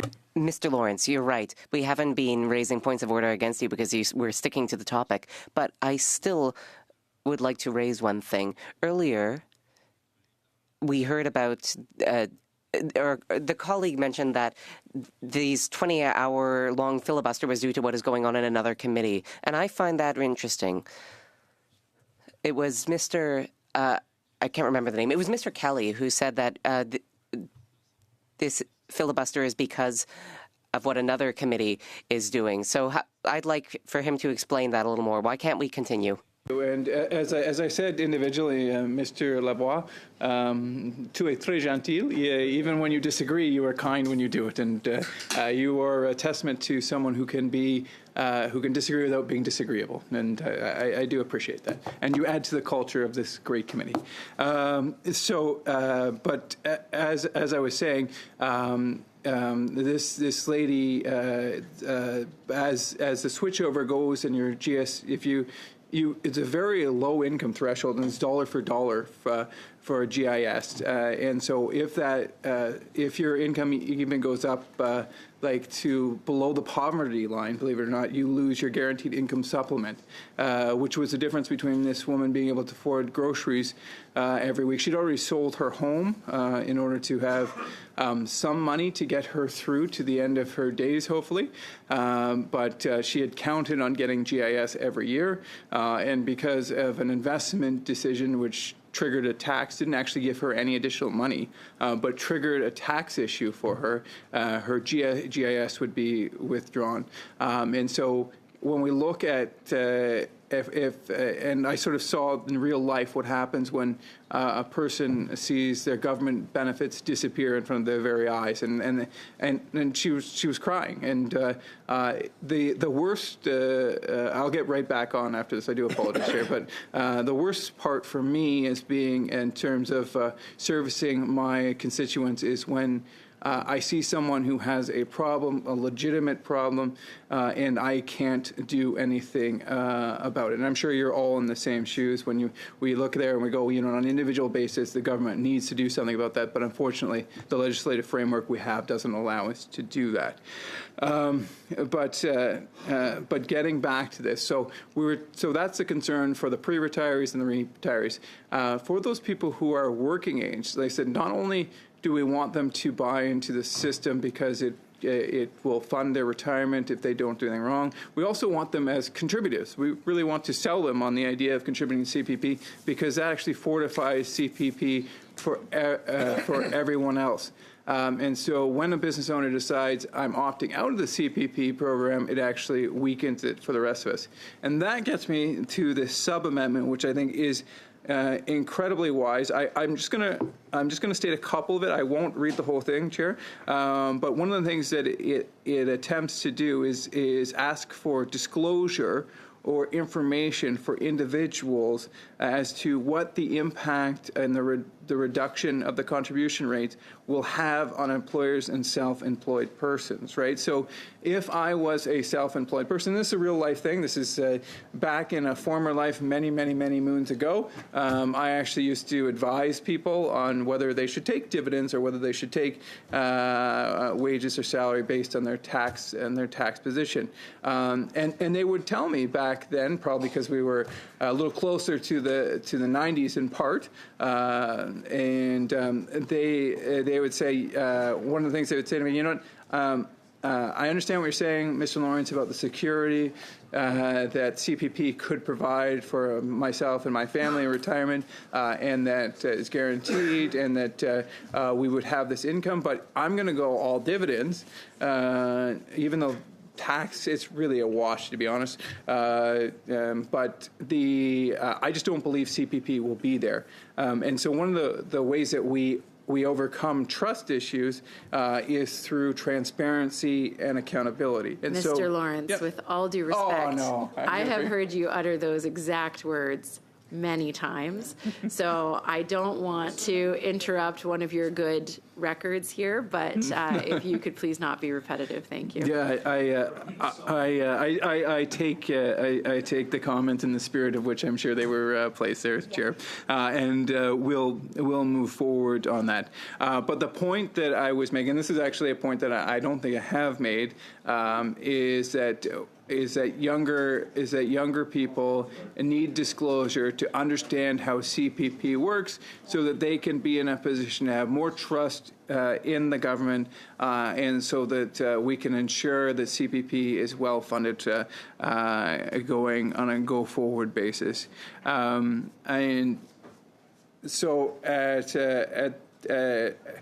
I am really wondering if maybe the other side might have a compromise maybe on this that they'd like to propose on that. And they said there's no magic to. There's no magic to what I'm putting forward in terms of the language. They said I am attempting in good faith to increase the disclosure to allow Canadians to have greater trust so that they can understand that the reduction from 9.9 to 9.5 contribution will not make CPP unsustainable because the MCR, or the minimum contribution rate, is at 9.20, which gives us a 0.30 going forward. Would the chair be so kind as to tell me if there are other people on the list? Because I wouldn't want to. I would not want to. Well, you know me. I want to be respectful, and I don't want to take up other people's time. And so I see. I think is it Mr. Stevenson is on the. Can you share that, or is that? Certain chairs do, certain chairs don't. I have somebody else on the list. Sorry, that's fine. That's fine. Thank you. I will, at that point, I will end my comments. I would personally like to see a compromise and a solution so we could go forward. So we could do it as you suggested the last time I asked the call question. Just do it on division and get this sub-amendment passed. But I'm not calling for a vote, though. So go ahead there. That's okay. You might get an answer. Mr. Turnbull's next on the list. Okay. Yeah. Well, Madam Speaker, I know that this is a sub-amendment, so if there was a compromise possible, it wouldn't be possible for me to sub-amend a sub-amendment without actually dealing with the sub-amendment first. But as convincing as the member opposite tried to be, unfortunately, it didn't amount to tipping the scales in favor of agreeing to the sub-amendment, unfortunately. So, but I do appreciate the member opposite's attempt to stay relevant in his interventions, and it's nice to have some members, at least on this committee, attempt to do that. So thank you for that. I also just wanted to go back to the comment that Mr. Kelly made on the record, which I also, as my colleague Mr. Lavoie mentioned, I found just hard to comprehend that here we are at our committee for 24 hours considering a bill, and then we find out that indeed this filibuster that the Conservatives have been perpetuating is really about another committee's business. And that's challenging for me to accept because this committee is supposed to do its work in good faith. Mr. Menegakis? I'm waiting to hear something about CPP and the sub-amendment, and I'm not hearing that coming Thank you, from the Mr. member. Menegakis. Mr. Turnbull, if you could focus on the sub-amendment. Yes. Yeah, I can focus on the sub-amendment. The sub-amendment is an attempt to ask for CPP contributions and additional reporting on that, which we've already stated on the record quite a number of times, as did officials, that the chief actuary already tables a report doing the analysis. And members opposite have used a lot of committee time to make their arguments, but not allowing us to come to a vote. I don't think democracy is served when members use the committee.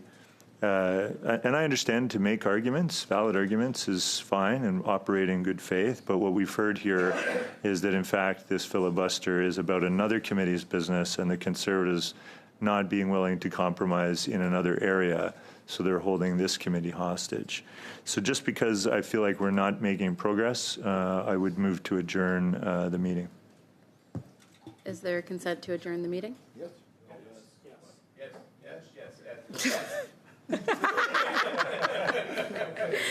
Okay, meeting adjourned.